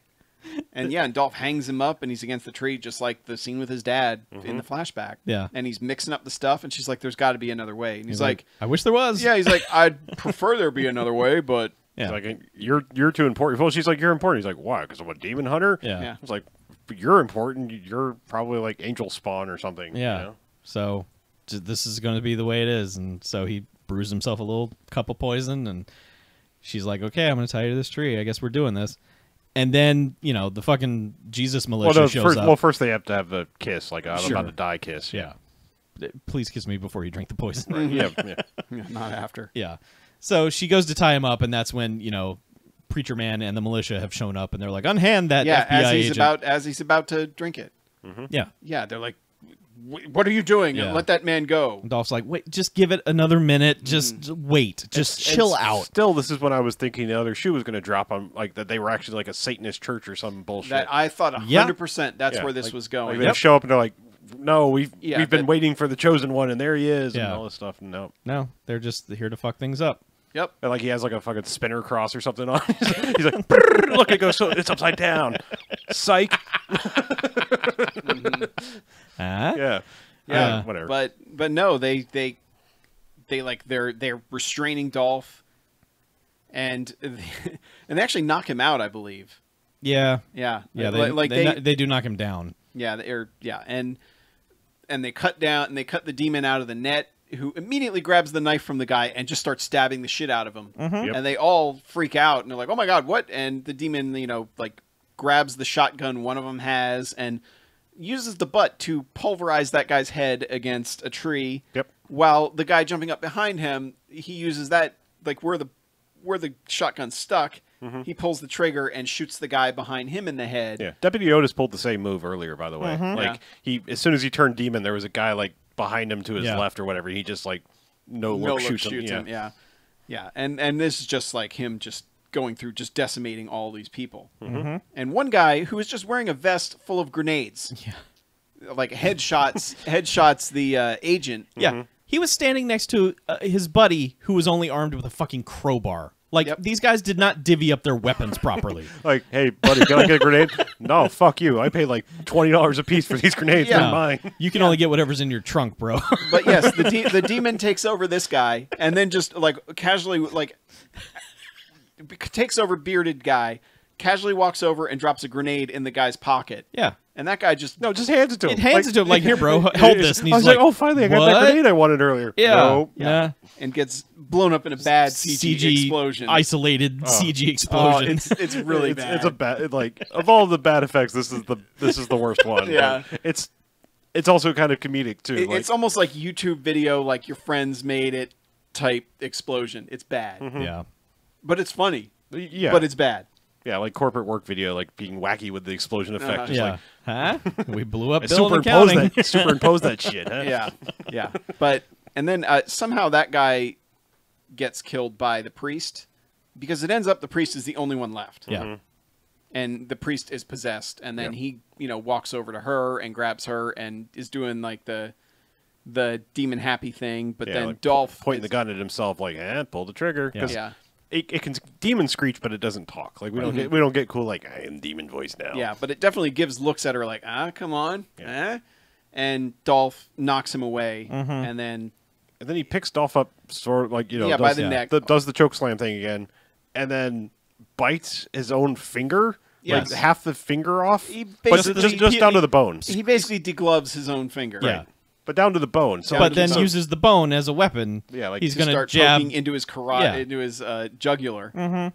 So while he's dealing with Dolph, FBI lady has gone and put on the grenade vest and comes back over and either distracts him or Dolph gets down somehow. But Dolph looks and he's like, no, don't do it. Yeah. And she's shoots got it. the jacket on, and then she shoots it in the head.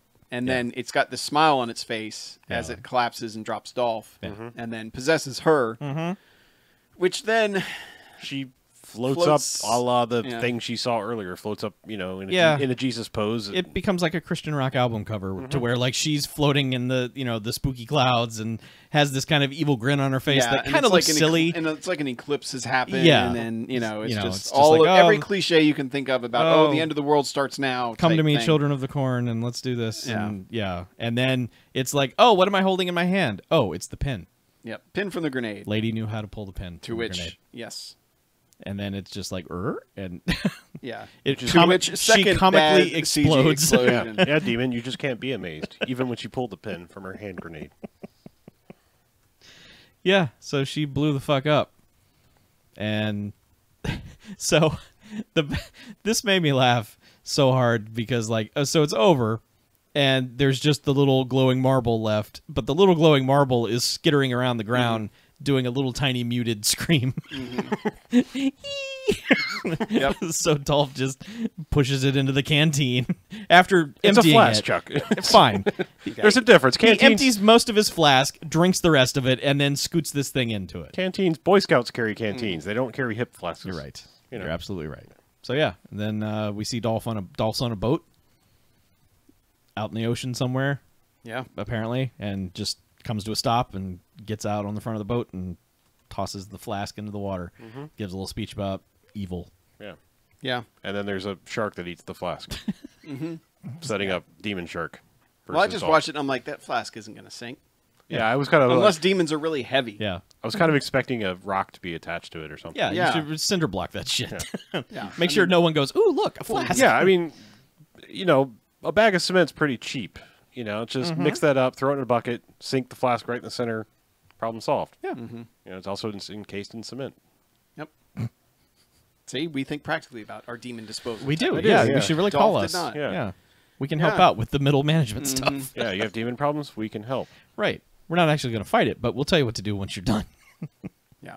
And then credits are one of those New songs metal. that sounds like it would be for a wrestler's entrance. Yeah. Talks about demons being inside you, but it's not quite a Stargrove. I hear demons in my Yeah, head. no. Yeah, No, no, it's too vague to be a Stargrove. Yes, Yeah. correct. But it's close. Sure. Yep. Yep. And then we rate the rest of the movie, I guess. Yeah. We do. Yeah. Yeah. This is a movie that knows what it is. And what it is for me is a Three Jocks movie. Okay. There's a lot of fun gore, but the main thing is like Dolph is having a lot of fun with this movie, and that goes a very, very, very long way. And some of his timing on things, like his reaction to the guy saying, "Oh yeah, my dad died of pancreatic cancer," and he's like, "My dad died drinking poison so he could kill a goddamn demon. Shut up." Yeah, that's nice, Billy. Yeah. Yeah, just all that Merry sort of like Christmas. Yeah, Merry Christmas. Yeah, and just that it's not afraid to go ridiculous gory all of a sudden, Yeah. you know, and not shy away from it, but it's also not it's never scary. Like, I mean, there are some horror tropes and some scenes are presented that way, but it's never really one that's like, oh god, you know. Even the jump scares are very well telegraphed long before then, but it's a fun movie, and despite some of the cheesy effects, it's pretty well made and pretty well acted, I thought, for what you're getting out of this movie. I kind of don't like the title. Like I feel like it needed something else. Dolph does say it. At Yeah, one he point, does say it right near the end. So That's actually what he tells her right before she kills it. Yeah. He says, "Don't kill it." don't kill it. Yeah. Which, I mean, but I guess that title kind of works because it describes, yeah, how to survive this movie. Yeah. But still, I don't know. There's something I kind of wish there was a better title to it. But aside from that, I had a lot of fun. 3 jocks worth, in fact. Yeah, that is a substantial amount of fun. Mm-hmm. I'll admit that I picked this movie for a sight unseen. We'd had it on disc for a while. Like right when it came out, I was like, okay, that's probably going to be a movie we would like. But I'd never seen a second of it. So as it got closer to showing up on the actual show, I started to get a little worried about it because I know how these direct-to-video things go a lot of times. And so I want to say I was very pleasantly surprised by how competently made this movie is. Sometimes you get these things where you can tell someone is just churning it out as quickly as possible and they have no fucking idea what they're doing. They have no spatial awareness. They have no... they are just cranking out something to get something cranked out. And this is not that. This has some talent and skill behind it, even though it doesn't have the budget to back that up. And it feels like stuff's cut out. Yes, it feels like there are story elements that are missing. Either they got cut or they never got filmed because they didn't have the time and money to do it. But that being said, so it's competent. It goes for the violence and doesn't shy away from it. It's just like, let's just fucking go for it. Doesn't matter how bad it looks. Let's just get it as bloody as possible. And then you've got Dolph, who is so on in this movie. Like you always worry about someone in a movie like this where it's just like, oh, they're gonna slum it. It's just they don't care, Or they and- just didn't get along with the director or something. Yeah, And anything. Like, well, you know what? I'll show you. Yeah, they're just like, this is a paycheck and I can't Right. wait to get the fuck out. Yeah. Dolph is having the time of his life doing this. He is more animated in this than I've seen him in quite some time. And all the little Dolph touches in this, like there's one shot where they are driving somewhere and he just unleashes a cloud of vape on her while she's talking. Right. Yeah. And it just fills the car and she's just like, what the hell, man? And he doesn't care. He's just like, yeah, well. There are just so many little Dolph touches in this, and man, that 2 minutes of him giving his spiel while the deputies are trying to drag him out of that room is one of the funniest things I've seen all year. So I'm giving it 2 jocks. There are lots of things in it that I wish were better, and that includes like the story and some of the crucial elements of the film. Mm-hmm. But you should absolutely watch it. It's a lot better than you think it has any right to be. Yeah. And it's currently on Netflix. It is. It's on Netflix, so it's super easy to just hit play and go and watch this. So. Yep. If I may digress for just a moment before I rate this, I don't know why it didn't occur to me before now. I'm very curious what vape juice flavor Dolph would be smoking. Yeah, that's all. Mm-hmm. I thought for sure he was going to say it at some point. I thought they were going to just go a little step further with the vape stuff, like, where can I get good vape in this town? Someone ask him, what the fuck is that? Just anything, but no, they don't. So everywhere that used to be an internet gambling cafe. Now a vape store. Yeah. Okay. Anyway, all of that. Basically what you just said. The story is not perfect. However, I fully appreciate horror movies or any movies where it is a true flight of fancy, where it's some bullshit and you've got to sell it. And I appreciate movies that basically follow their own rules, that like establish like, all right, here's the thing. This is how it works. Go, and sticking with that and playing by that rule for the whole movie is something that a lot of movies like this, especially direct-to-video ones, would just be like, yeah, but except for now, it's different, And this one, for all intents and purposes, stays with the premise of like, yeah, it's going to immediately, no matter distance, it's a little fuzzy about like how far away it could be, like other ways you could trick this thing. Like, could you comatize, put someone into like a brain coma, like brain dead? Right. Does that count as a demon trap? Just keep them alive on a machine for the rest. Yeah. I'm just like, it makes me wonder these things. Like, it actually, like, now it's like, I want to see Jebediah Hunter. Is that his name? It's Jebediah Woodley. Huntley. It says Woodley. Oh. Where did we come up with Huntley? Then? I don't know. I thought we were just like, oh, he's I think it said it on Letterboxd. Oh, is that what it is? Yeah. Okay, yeah, no, the back says Woodley. Okay. Well, I'd like to better. I'd like to see another Dolph Stantine movie because I am immediately curious and like, hey, guy that made this, like, call us. I've got ideas. Like, seriously, I will help you come up with the next one because I am now immediately interested in. Yeah, Dolph, my Dolph brain Demon was Hunter. coming up with ways to. All right, how would you keep this thing alive, but not have someone die? Yeah. Right. Yeah, I mean, like that could literally be the setup for the next movie. Like, look, I don't want to spoil it because I have good ideas for this. No, I just call us. I'm seriously like I have an actual idea like how to keep this story going. And and that's what I was thinking. Like when the girl has the gun on him when he's holding the sister, I'm like, what if she like blasts his leg off or something? Yeah, and he can't get away. But he would bleed out eventually. But yeah, that gives you some time, I guess, sort of. Yeah. But yeah, there's. Like, this is an interesting character, and I want to know more. I want to see more of him. Yeah. It has issues, mostly budget, but I mean, this feels like the closest thing. We've watched a lot of direct-to-video trash, and usually it is just someone like paychecking it out or an asylum bullshit. Just we're making this because we hope we make a few dollars.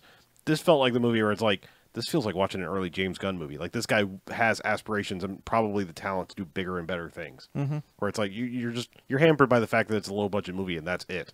Yeah, your vision is right. Yeah, your vision is right, and you just need like this. It's refreshing because it's like, yeah, man, you get it. Like, I think do something. Yeah, you could, more money and you've got it. Yeah, yeah. So I'm sure he's thinking the same thing. Yeah.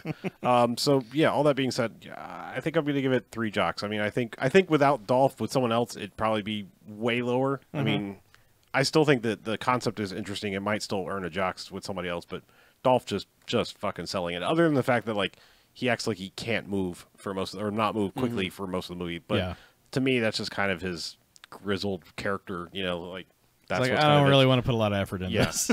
Like, I'll talk a good game, but I don't want to move around a lot. Yeah. Yeah. And the director, Mike Mendez, he's made segments for like Tales of Halloween. Yeah, Tales of Halloween is been on my a radar lot of for a people. Also, Big Ass Spider, which has been recommended to us a few times. So. Yeah, I saw that and I was like, I've been meaning to see both of those movies, and now I definitely will. Yeah. Yeah. So, yeah. All right. Well, let's take a break, shall we? Yes. Yes. It's going to be a very short second half. But... We shall. So we don't have any like saved up emails or anything backlogged? We basically just got one. Oh, okay. That, yeah. The line's been quiet, man. I don't know what to tell you. had some we've been saving up for a while. I think we saved them too long. No, I think you guys used them the week I was gone. Yeah, we did. One of those weeks I was gone. Might have done that. We Get just too hot? Well, it just, it happens. Like, it's warming. Yeah, man. Yeah, it does. Yeah. It happens. Would you give it 3 jocks? 3. Okay. Race. Yeah, Chuck hated it. Only did. 2 jocks. Would you give it 2? Yeah, I give it 2. Oh, Fucking hater. internet hated this. I am a hater. Yeah, damn Bill Hater.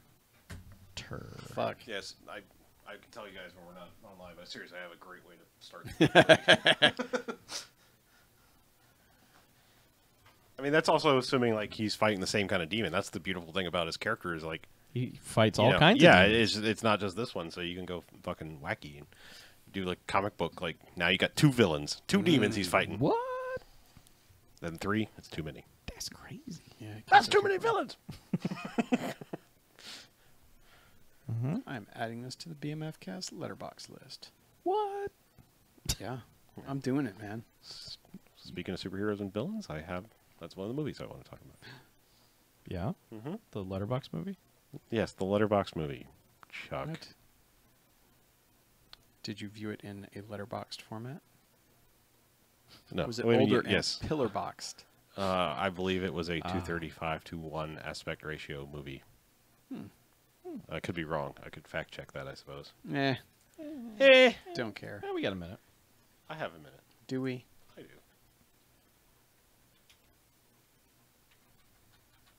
And I know right where to go. Yes, 235-1. I can remember some things, except for apparently cars coming down the grounds.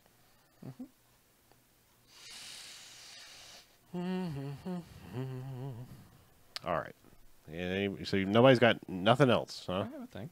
You have a thing? I'm gonna Oh, I talk thought about I thought you said you had He nothing. changed his mind. He's I got had a decided thing I now. had a thing. All right, cool. Well, let's do this then. All right. Well, shit. Let's. All right, and welcome back. Hey! Second half. BMFcast. Yeah, time Yeah. for some more happen. Let's do another one. I don't Half know and that half. I don't know that we have a ton of content for the second half. We don't. It might be a short one. Yeah. But sometimes we say that and then end up talking for an hour. So let's see what happens. Okay. What do you have, Chuck? You I have watched some- a newish thing. A newish thing, okay. New to... Well, it debuted on HBO. Oh, okay. Oh. So I watched the brand new Spielberg documentary. The thing I've been meaning to watch. Yes. It's like 3 hours long, right? It's about 2.5. Okay. Yeah. It covers a lot of ground, and it also doesn't cover nearly enough ground. I could have watched a 10-hour Spielberg documentary and been totally fine. It covers the things you think it will and ignores the things you probably think it will. Like when it's over, you're like, oh, they didn't mention Hook, did they? Yeah. Or 1941. 1941 absolutely gets mentioned. okay. Not for long, but it's just like it's talking about how he's on this rise, and then he's like, and then I thought I could do a comedy. Nah. Lincoln? It does cover Lincoln. Oh. Yeah. Why? Because they had more material with his later movies than they did Yeah, the I earlier guess. ones. So and they wanted to talk to Daniel Day-Lewis, I guess. The thing about this is that it pretty much talks to everybody. Like every principal player you can think of is on hand. What about, what was his horse movie? War Horse? War Horse is also covered. Oh, okay. Yeah. Yeah. Not a lot, but it's enough. All right. I almost said Seabiscuit, but No, they did not cover Seabiscuit. that's because it wasn't his. I absolutely watch this if you are a fan of Spielberg or want to know more about Spielberg. Just know that if there are big movies of his that you have not seen, For some reason, they are going to show you the ending of every single one of those. Really? Great. Yeah. I mean, like, if you haven't seen E.T. or Close Encounters by now, it's kind of on you, but, like, you realize that every time they get around to talking about these movies in the documentary, they show the end of the movie. And... well, I haven't seen Lincoln, but I probably know how it ends. Yeah. Yes. They don't show that. Yeah. Oh, okay. No. I will say that, like, once they started talking about E.T., I was like, oh, yeah, I watched that about a year ago. That's still pretty good. And then they show the finale of that movie, and I'm like, oh, man, this is getting to me again. This, like, something about the last, like, 2 minutes of that movie are just, like, the most emotional gut punch that... And I know it has everything to do with being a kid when it came out, but still, just, like... I thought, I was like, oh, out of context, this isn't going to affect me. And just a clip of it, I'm just like, oh, man, don't look over at me, family. I'm not something in my eye. It's interesting how not confident Spielberg is in himself, like, even to this day. Like, he's just that guy who's just like, I don't know if I made the right choice. I don't know if I did the right thing.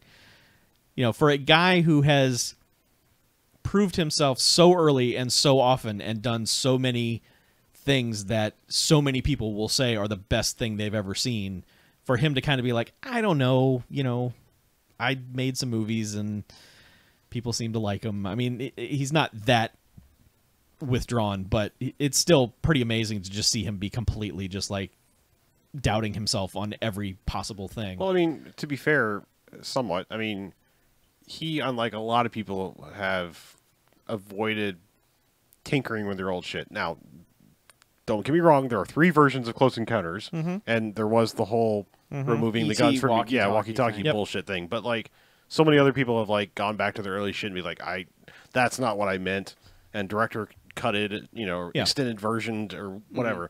Close Encounters, look, I will state up front, I fucking love Close Encounters of the Third Kind. It is an amazing movie.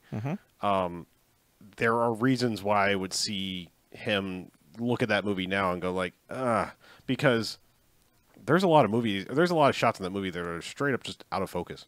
Yeah. Like, there are parts of that movie that are very poorly shot, and I fucking love that 't I'm saying, like, technically there are some glaring problems with that movie.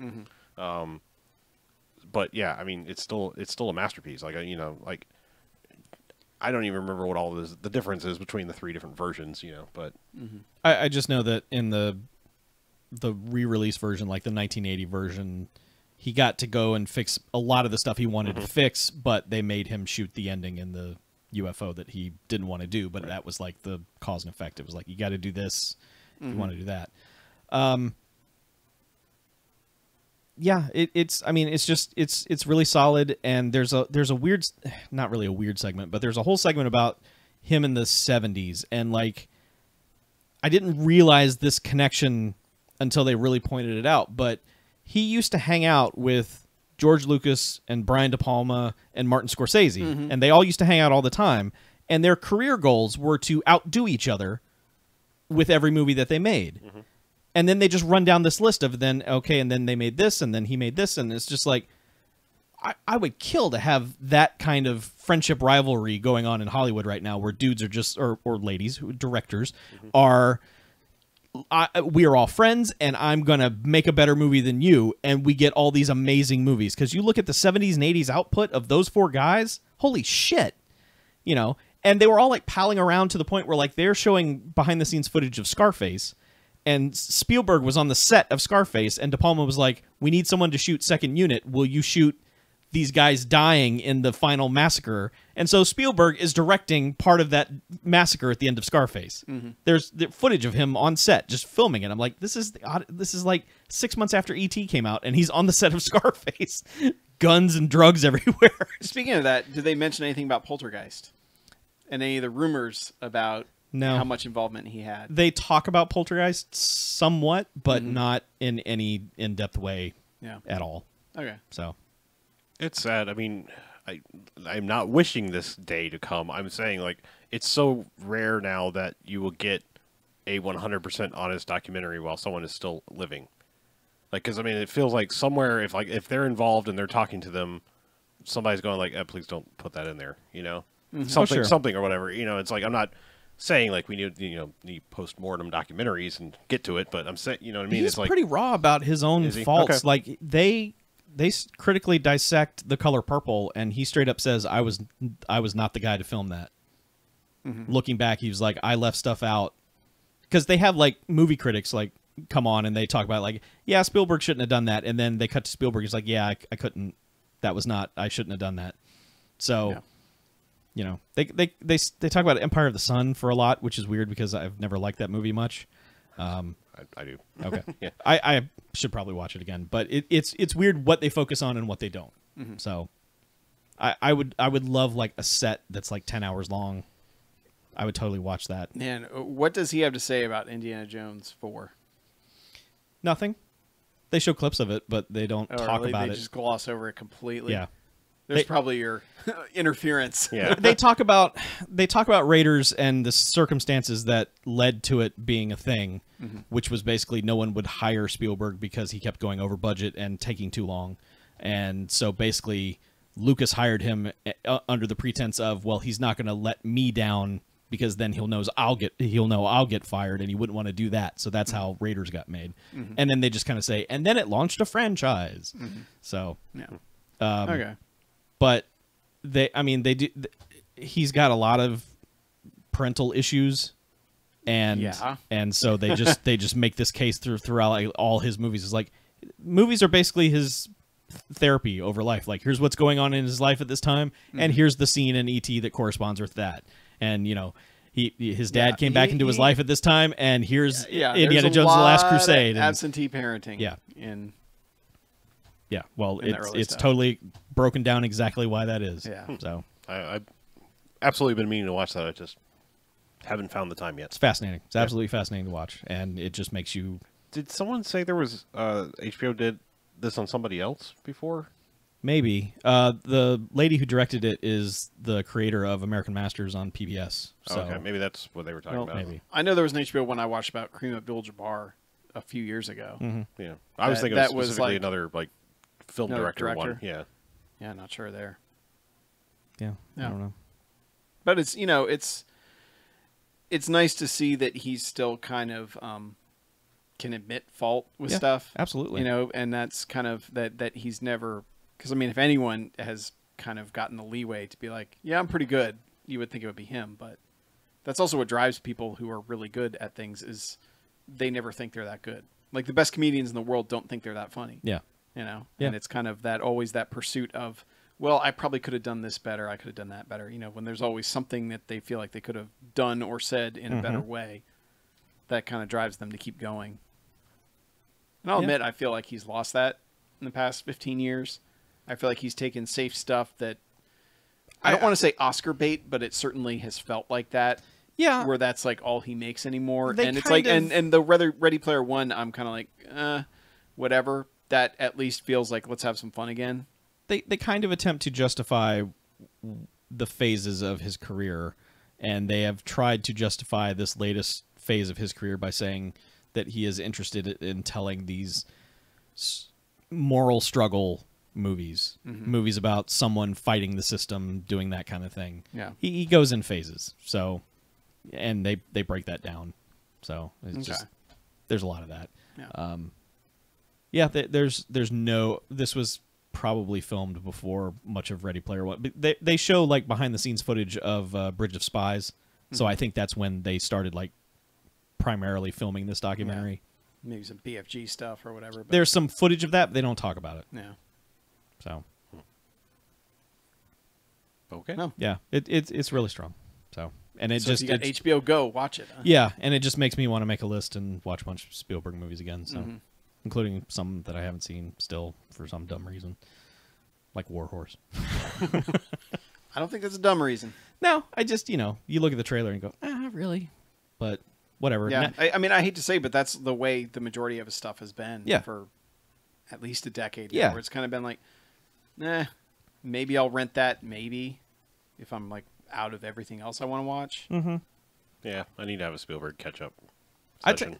say, one of the things that really made me want to watch again is War of the Worlds, because I think at the time that movie came out, it seemed like about 6 months later, the world was ripping that movie to shreds, and like Scary Movie was making a whole movie based on it and everything like that. And I'm like, I really want to give that movie another shot. No, fuck those people. That movie's great. Yeah, I I liked think there's it. a lot of good stuff. It Yeah. just doesn't stick the landing. No, It I think basically just everything after the Tim Robbins scene feels really wrong. Like it's not even happening. It's this weird tonal shift in that movie. yeah, but- it loses all its atmosphere. yeah. Well, I mean, it doesn't help because I don't know. I guess a lot of people don't like that era, but I liked that sort of second coming of Spielberg there for a little while. Like I fucking dug the shit out of Minority Report and AI. I know a lot of people fucking hate that, but Yeah. like I was digging the hell out of that era, and then War of the Worlds was just right there with me. I was like, yeah, I like this. Well, they dig into like it's like this phase of okay, well, Spielberg was sort of this, humanity is great thing and everything, and then like the 2000s came, and then suddenly humanity is dog shit, and he hates people, and why is that? And it's not that black and white, but a lot of it is 9/11 related and war on terror related and stuff like that. So I mean, there's a lot of very real world parallels to the movies he's making for whatever reason. But yeah, absolutely, watch the documentary. Okay. Done talking about it. Will do. So yeah, I went back and revisited something I've seen plenty of times, but it's been long enough that it was fresh and kind of, new takes to be had on it, I suppose. All right. A couple of weeks ago, I think I watched the first Spider-Man movie, the Sam Raimi one. Mm-hmm. Still, I think like the first half of that movie is amazing. Different adjective. Spectacular. Yeah. No, there's a web of things that I enjoyed about it. Yeah. Would you say its 8 legs wrapped them around you in a warm embrace? No, Jesus, God, no. You've gone too far, Chuck. Yeah, what the fuck is wrong with you? No, it was sensational. Yeah, I mean, there is so much good in the first Spider-Man movie. It's just, and man, they cast like the perfect person to play the Green Goblin, and then just literally costume design fucked it up. Like that is the whole crux of that movie's failings, is that it becomes comical in a bad way when that ridiculous Green Goblin costume is on screen. But there's still so much good in it. No hot takes there. What I really want to talk about is Spider-Man 2. I recently rewatched that, and I know we've had debates about it, and I probably haven't watched it since we've started podcasting. Not only do I think that's, and don't get me wrong, I love Homecoming. I love parts of the Amazing series. There's some good things in those. That is by far and away not only my favorite Spider-Man movie, I think it's up there in like my top 5 superhero movies. And here's why. Like, ever since Batman 89, and I'm not about to shit on Batman 89. Ever since Batman 89, DJ will be happy to hear that. superhero movies became villain movies. They were Yeah. about the villain, and it was like, the fucking superhero. Let's tell you about the villain. Spider-Man 2 is a fucking Spider-Man movie. It is about Peter Parker and Spider-Man, and Dr. Octopus is just this lurking menace in the background, setting the wheels in motion for there to be some conflict. Most of the conflict is Superman 2, like, I can't live the life I want to be being Spider-Man. I'm going to give it up, and then, oh shit, things went bad. I have to do this. It's almost the same movie, but, like, there's so much great earnestness in Peter Parker in that movie that I just never really fully appreciated. Like, he is just shat on constantly in that movie, just relentlessly shat upon. Like, everything that is Peter Parker related is fucking terrible for him until the end of the movie, when like he reconciles it all. And it's like this psychological journey where even in that universe where they established biological web shooters, like, he basically gets erectile dysfunction of Spider-Man. Like, it's like, he's like, my life is so fucked up that I'm losing my spider powers, and it's like, down to everything. Like, he's at a party and like trying to reach for hors d'oeuvres, and they're all like, someone is taking the last one constantly. It's just like, the number of times life is shitty for Peter Parker in that movie is downright comical. And yeah, I fucking love it because it is first and foremost a Spider-Man movie. And I know you were saying it's like it's all B plots.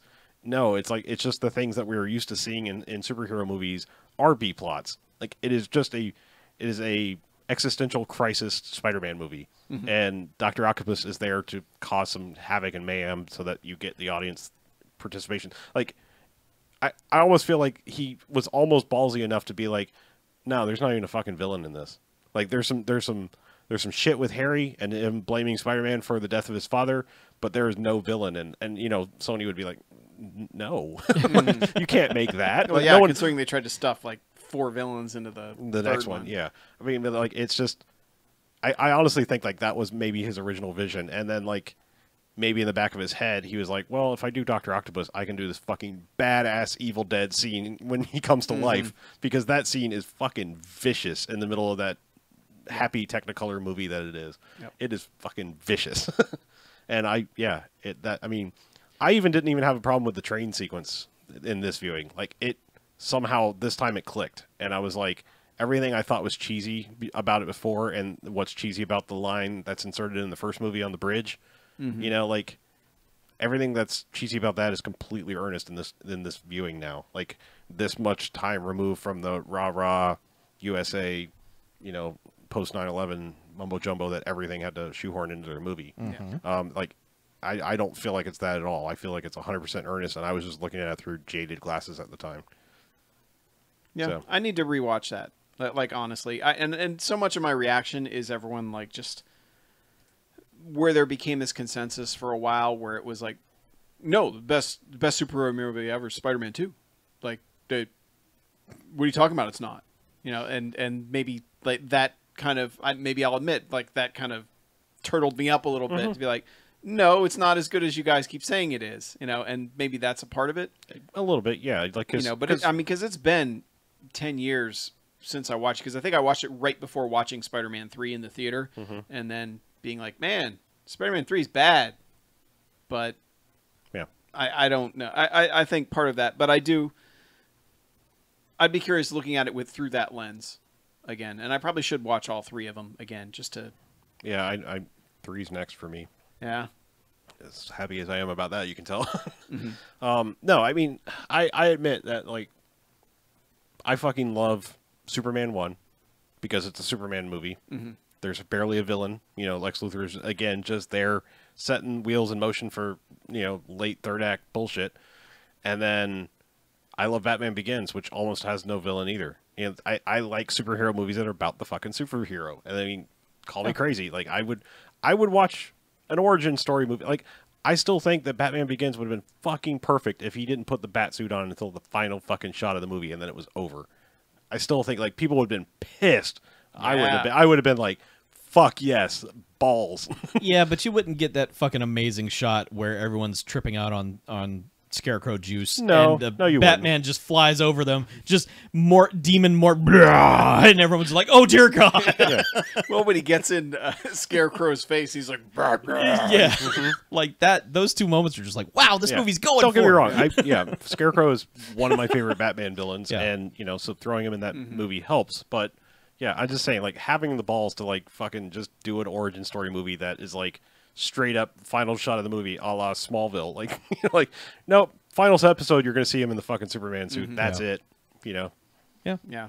Well, I mean, Homecoming goes a long ways without the Vulture in it. It You know? does, yeah. And it's basically Spider-Man going, man, what's going on? I need to track this down. Yeah, kinda. I mean, that's easily the second best Spider-Man movie, I think. Like, I mean, for me, it goes 2, Homecoming 1, probably Amazing 1, 2, and 3. Whoa. So yeah, yes, Spider-Man 3 still at the bottom of that pile. Whatever. Okay, I might even throw his bits in Civil War above that. I'll call that a Spider-Man movie and still put it higher than 3. The Spider-Man animated movie. Yeah. Better too. No. Anyway, Yeah, no, I just, like I said, it was, like, I always liked it, but, like, I fucking loved it now. Like, just enough time away from any jadedness, you know. Also, just the fact that, like, you know, at least half, probably 75% of superhero movies are this grim dark, like, oh, it sucks to be his hero, and, you know, this is just, it sucks to be a hero, but, like, it's fucking brightly colored comic book shit going on, you know, like, it's shitty for his life, not shitty world ending, like, I'm crying. You know. yeah. Yeah.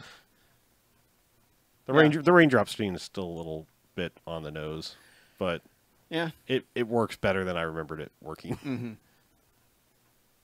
Yeah. I think that's why I like Ant-Man, too, because Ant-Man's pumped about being a superhero. Mm-hmm.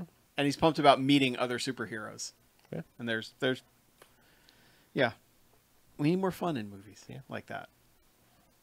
So, you got anything else, or you want an email? No. Yeah, this one relates to our episode last week. Okay. On TerrorVision. This one's from Jack. It says, TerrorVision Synchronicity Appreciation. Hi, guys. I'm so glad you guys talked about TerrorVision. I run a cult movie discussion club at my college in Chicago, and in a nice bit of synchronicity, we also happen to be showing TerrorVision tonight.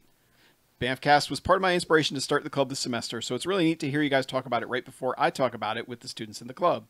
I like the point that was brought up about the movie's similarity to Videodrome as part of that cycle of TV is bad kind of movies from the 80s, because I was actually planning to make that connection during the discussion after the movie. TerrorVision is a longtime favorite of mine, so I'm glad to hear that you guys all enjoyed it. Thanks for all the free podcast goodness and for inspiring me to start a student organization that talks about the weird, zany, and gooey kinds of movies that are near and dear to my heart. All the best, Jack, South Carolina native, currently schooling it up in Chicago. Wow. Cool. Yeah. Moved on to the big city. Yeah. And hey, way to celebrate October month. Yeah. Mm-hmm. Yeah. TerrorVision would be a fun one to dissect, like in an actual academic setting. I believe so, yes. You know, because you could pick out so many themes of what the fuck that are in that movie and really have some fun with it. I will tell you, sometimes that backfires. Like we had a like a elective. I think it counted as an English comp, like elective or something like that. Mm-hmm. But it was literally a horror movie study class I took. Yeah. And the professor had like all these wonderful movies lined up to show us, like, you know, some that, yeah, of course you need to show that, but then it was like, here's some choice ones you've probably never seen, and none of them were like of the slasher genre and nothing like that. It was just like Peeping Tom and Night of the Hunter and like things, you know, like things people might not necessarily even consider horror movies, but they fucking are. Yeah. And he was all jazzed to show us Cat People. Oh. Yeah. The newer one, the one with Kinski in it. The Bowie one. Yeah, yeah. Mm-hmm. It's Bowie in it? No, That's something else. I know. What? He's on the soundtrack. Yeah. There you go. But man, the entire fucking class turned on that movie hard in 5-10 minutes. Like we're just like, nope, this is fucking goofy. Nope. And man, like that shit got shut off. Like he was just like, all right, fine, we're not doing. I have this backup movie. We just. I mean, I just remember like. So you guys 5-minute ruled it. Pretty much, yeah. I mean, like the class basically fucking turned on it, and it was just like, no, this is too goddamn goofy. Like, and I haven't ever actually gone back and watched it. I just remember that experience of like sometimes in a group think like goofy like that, just one person will turn on it and it just spreads like a plague where everyone's like, nope, goofy, fuck this. Mm-hmm. Man, I don't know. I mean, I'm assuming this is made up of people of his choosing and not just randos taking a class.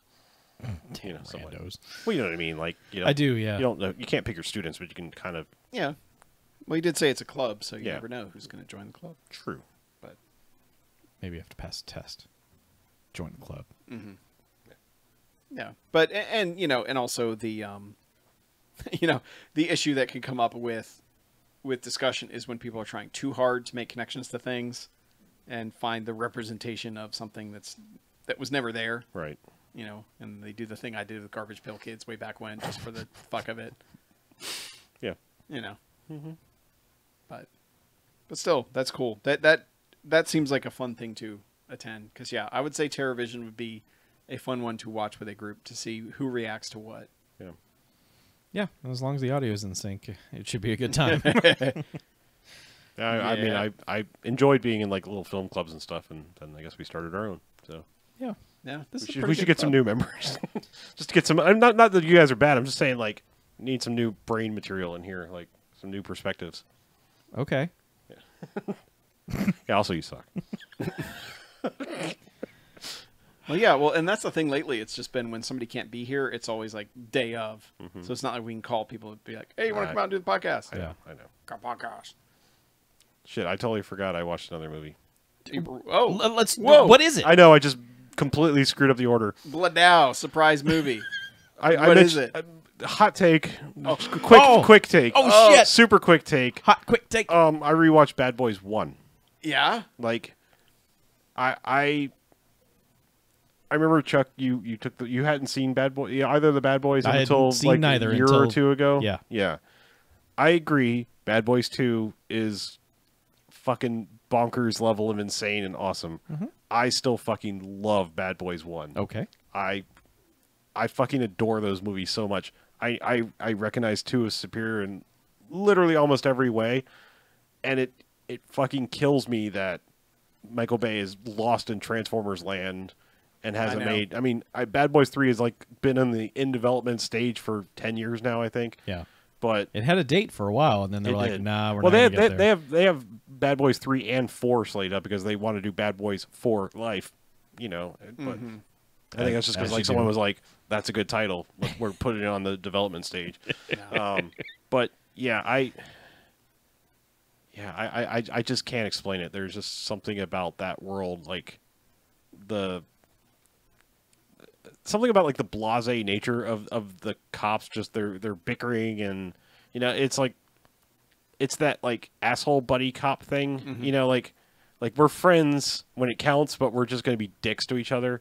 And something about those movies, it works. Whereas like Let's Be Cops or 21 Jump Street kind of works still. You know, like they're kind of dicks to each other, but like that's more like an odd couple. Like There's a certain level of charisma you have to pull that off. Yeah, and like Martin Lawrence in the mid '90s and Will Smith, of course, are going to have that. Yeah, it's just something like it works better than like almost anything I've seen it. Like Chips is an example. Like most of the time when they were being assholes to each other, I was like, this isn't fun. Yeah. Like it's fun when you're being assholes to other people, but to each other, it's just not working.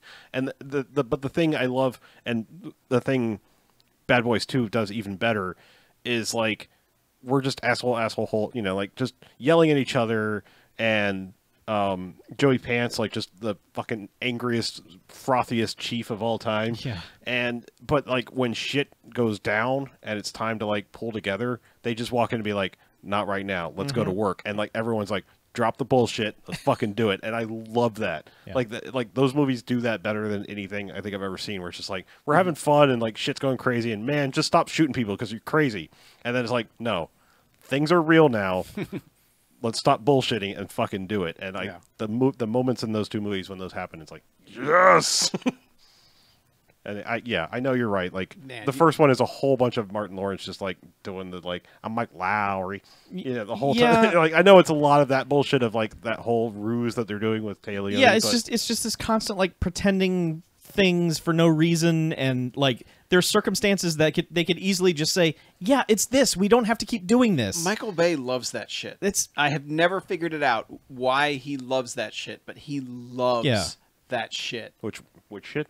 Like the whole like we have to pretend a thing. slapsticky It's Three's Company bullshit. Yeah. Like we got to hide this person in the other room, and we can't say anything because the landlord might know there's another person in our apartment. It's like he loved like 50s comedies and said like, I can do that, but in a flashier way, you know. And it's like, no, you can't. You're like Michael Bay. Like he's just one of those people that has to accept that he's not funny in any way. He has no comedic anything in him. Well, I don't know about that, because still one of my favorite lines of all time is in fucking Bad Boys 1. I mean, I thought that came from Michael Bay.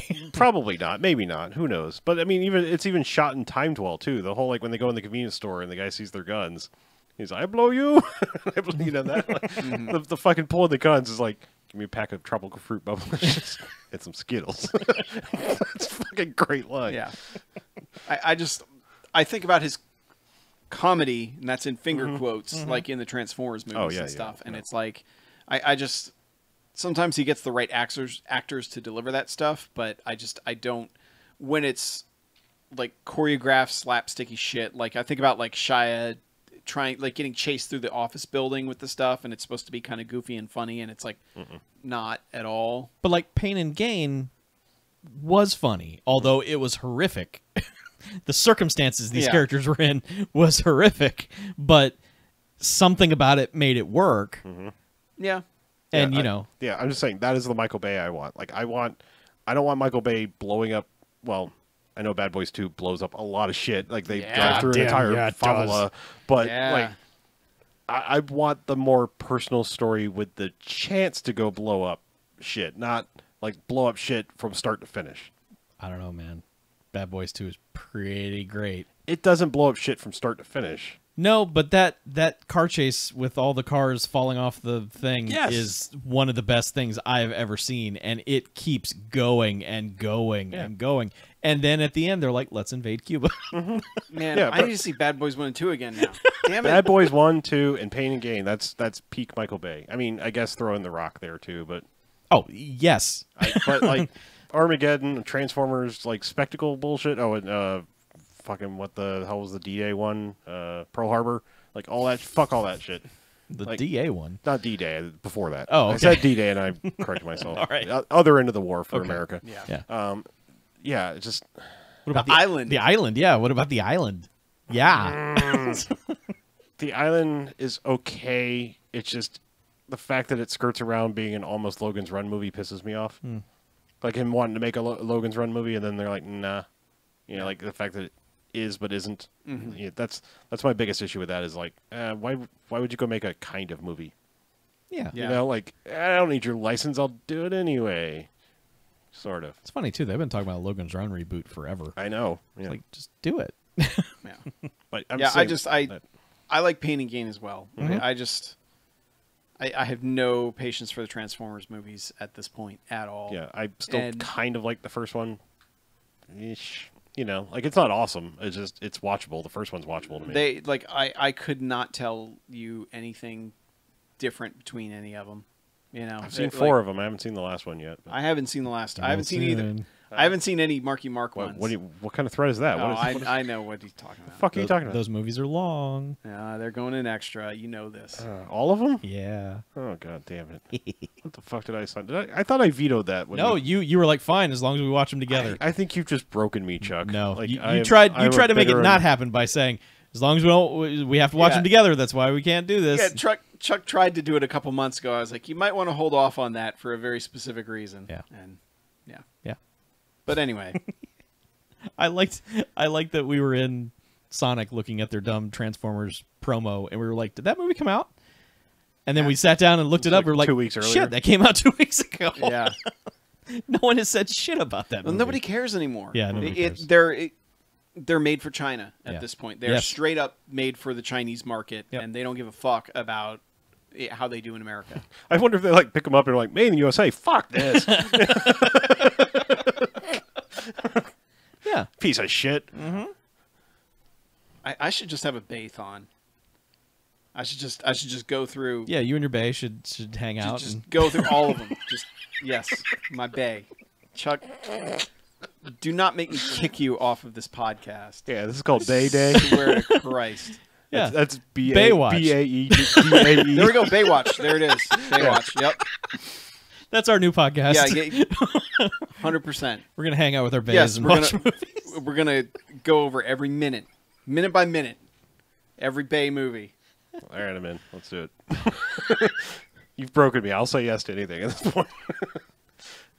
All right, give us $1. Yeah, you want to watch Grown Ups 1 and 2? Fine, I don't care. Pry my eyes open. Let's watch this. Okay. Watch the Emoji Movie. Fuck, I don't. Happy face. Poop. I'm writing all this down. He's agreeing to this. Consent is Have any of us important. watched 13 Hours yet? No. No. No. No, you just reminded me of the part of Michael Bay that sucks. Which part is that? You know. Oh, all right. Things. Oh, right, Actual oh. Michael Bay. Oh, that part. Yes. The person. Yeah. Got it. Way to bring it down a notch there, Chuck. Shit. What? I'm the one who brought it up. I'm sorry. No, that's okay. I came up with Baywatch. But yeah, it's only 13 movies, man. He's only made 13 movies so far. That seems like more than I thought he made. But I guess when you have 5 Transformers movies, that cuts down. Yeah, so he's only made 8 movies. Yeah. 8 movies I'm going to watch. And I'm sorry, I kind of put The Rock and Armageddon in a separate folder, like away from all this other stuff. So you hold Armageddon in the same regards as The Rock? It's not as good as The Rock, but I still think it's. I'm with you, and I still think Deep Impact is the better of that year's killer asteroid movies. But does anyone in Deep Impact get space dementia? no. No one's actually is in space. as I recall. No, yeah, Robert Oh, Duvall and that's right, yeah, they they're on they this fucking show. ram that thing That's right. It's been a while. so that Frodo may live. Yeah, I I mean, just realized the Teo Leone connection there. Uh-huh, too. yeah. I like Armageddon, but Armageddon is so long. It's long It and is dumb. such a long movie. Yeah, it's real long and real dumb. But Fine, let's do this because apparently I need to see Armageddon again. okay, Baywatch starting soon. All right, great. Write it God. down. Oh God, what have I done? You did the best thing. You did what you had to do. Whatever. Am I gonna have to show up for extras now? Is if that it what's means I happening? get to watch Bad Boys 1 and 2 again. Yeah, well, the first one would be Bad Boys. In 4K. We can watch that in 4K. Oh shit, That's how I did it. Okay. shit's about to get real. Oh, that shit got real. Oh God. All right. Michael Lowry. Feel that 4K? That's from all that. But yeah, he gets fucking space dementia, dude. He does. It's great. It makes no sense, but it's great. It's the best dumb thing that's ever happened in a movie, to where a man seriously says he's got space dementia. And it's one of those things that happens because like nothing has kind of action wise, nothing has happened. So, like in that period. Yeah. And you know and that script hit like 35 people. Like J.J. Abrams had a crack at it. There's like 35 people that have script credit on that thing. So one of them was like, Nothing's happened in the last 2 minutes. dragging a little bit. How about if we give Steve Buscemi space dementia? I want to know if, like, whoever... I want to figure out whose part that was in that movie, and I want to figure out if that was a Ren and Stimpy reference. Because there is literally an episode of Ren and Stimpy about space dementia. Oh, well. Space madness, as they call it in that. But, like... Could be. Maybe. like I an don't know. early, the good ones. Yeah. Ren and Stimpy, yeah.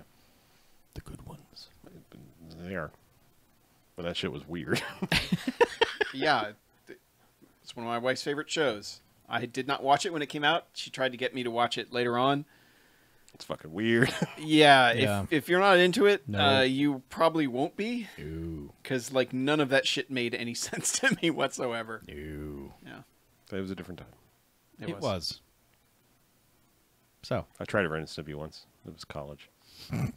that's when we all tried Yeah. Ren and Stimpy. We've all got a Ren and Stimpy story from college, Yeah. man. Some of us got hooked. Some of us said, nah. No. Anyway, Yeah. I think it's time for contact information, Okay, go, Okay. BJ. which involves going to bmfcast.com, Oh, Yeah, all your checking things. the sidebar. They're Yep. all there on the side. Basically all the socials /BMFcast. If you want to check us out on Patreon, patreon.com/BMFcast. We've got exclusive shows, exclusive podcasts, early access podcasts, one of which might be BMFcast Extra, which apparently is going to have Baywatch coming Yeah. soon. yeah.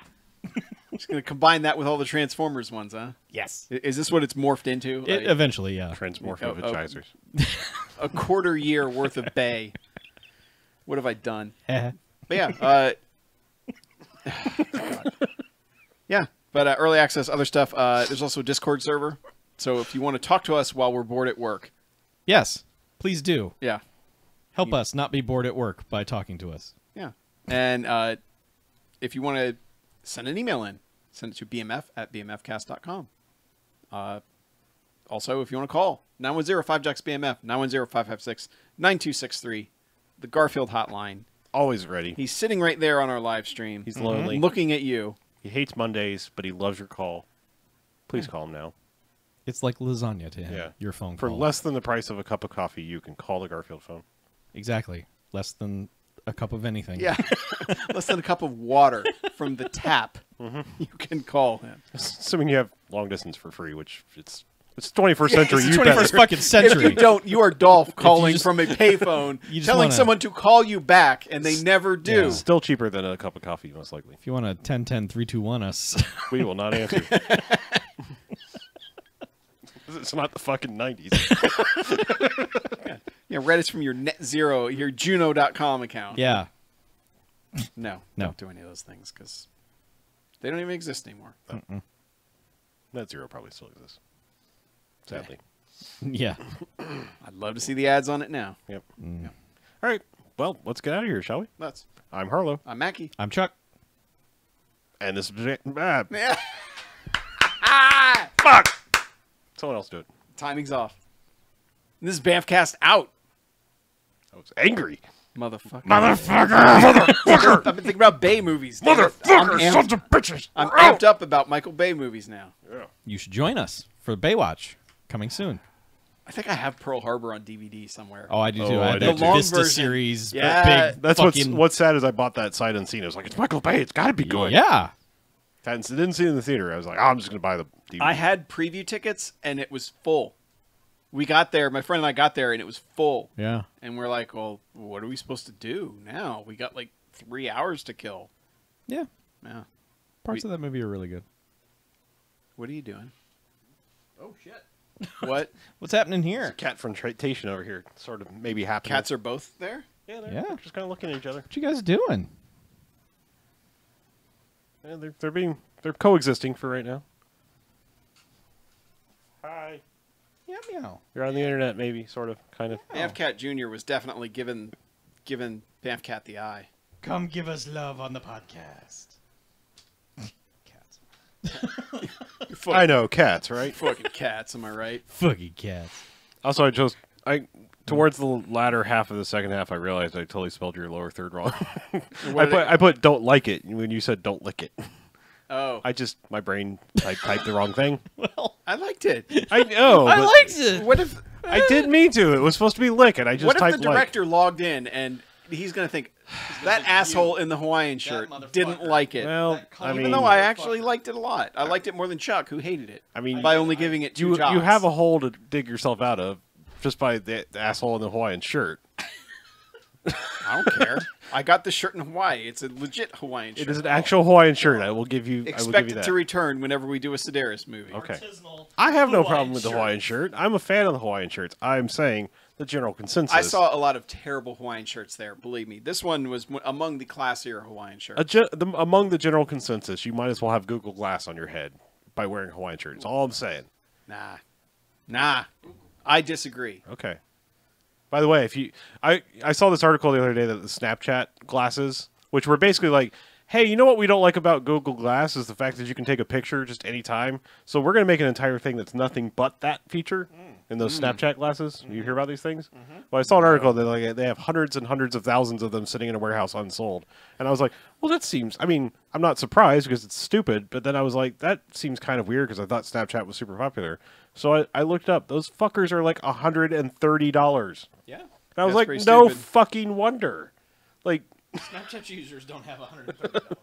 well, I was like, when I first heard about it, I was like, oh, that's a $30 thing you're going to buy at Walmart or something. Like, Nope. no. No.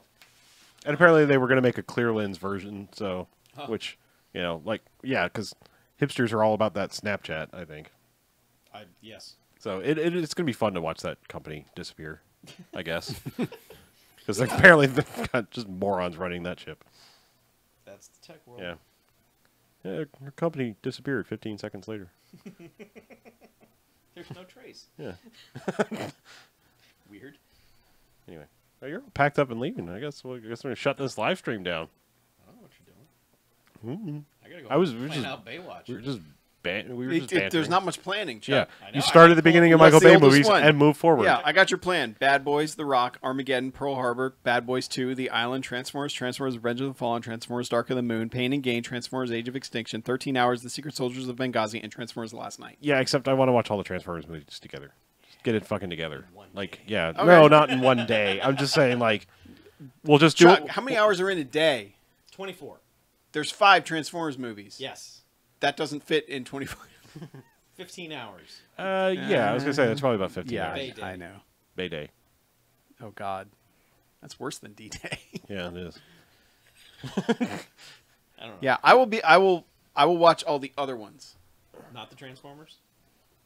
Okay. Maybe I'll. I don't, All right, then. that's Are we gonna sit and watch that's them all together, or just the Transformers? Just the Transformers. the Transformer. That's a real long bridge to cross, man. I like hanging I don't- out with you, Chuck. It's a ways away. We've got other movies I to don't you pop. see? I'm trying to have a Bad Boys thing. I tear you down all the time, but when you say it's fucking go time, ready to fucking go. You need to tell him it's fucking go time. Yeah. Zach. Fucking go time.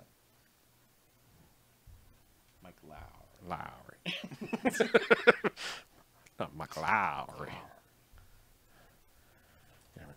But there's little touches. There are good comedic touches in the first Bad Boys movie. Like when actual Mike Lowry comes over to his own place, and he's like, "Oh, is that a stain over there?" He's like, "Man, that Mike, he's such a special guy."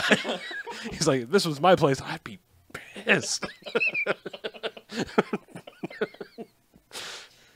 Yeah. Call him Special Mike. Yeah.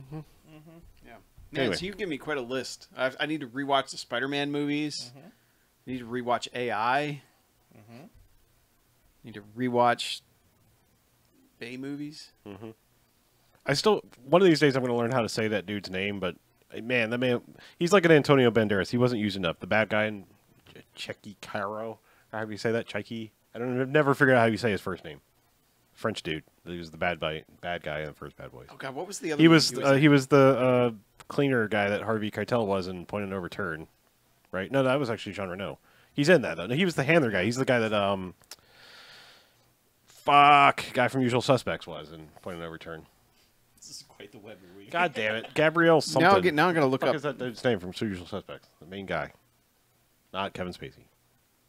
Gabriel Byrne. Byrne, thank you, Gabriel Byrne. He was the same. Chucky Caro was the same guy in the film Nikita that Gabriel Byrne was in Point of No Return, the remake. Okay.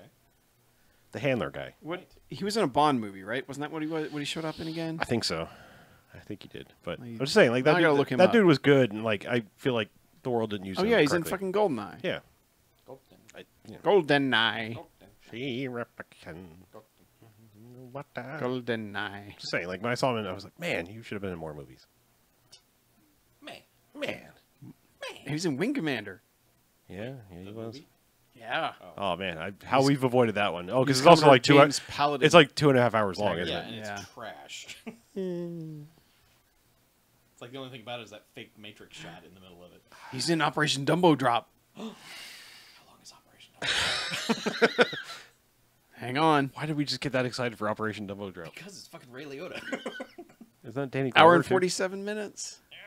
It's teetering on the edge, and it has Ray Liotta. Let me put it on my Wasn't watch that Danny Glover too? Yes, Yeah. and Dennis Leary. Oh. And Doug E. Doug. Oh, shit. Well, now you Oh, have Off of me. Cool Runnings. And Parker Lewis. Oh, Corin Corin Nemec? Nemec, yeah. What a stupid name that I can roll off the tongue at any given point in time. Yep. Maybe he Oh, and transferred his fucking- power when I almost ran head first into him. Dude, James Hong is in it, too. Oh, well, okay. We were watching Operation Dumbo Drop. Okay, bring it on. Add to watch list. Yeah. All right. Now I'm heading home. Okay. Plus, that movie looked good in 4K. I mean, some of the older movies, Operation like Double Drop looks good in 4K. yes, Operation Double Drop looks amazing in 4K. No, Bad Boys. I'm Oh. still talking about Bad Boys, not Double Drop. Okay. There's some good color stuff going on in that. Like those color palettes in that movie are strong. Yeah. Yeah. Man, that fan gets loud. We need to put some of that magnets on the end of it. Magnets. Michael Lowry. Magnets. Stop lecturing me. Turn it off. Okay, bye. Bye, everyone.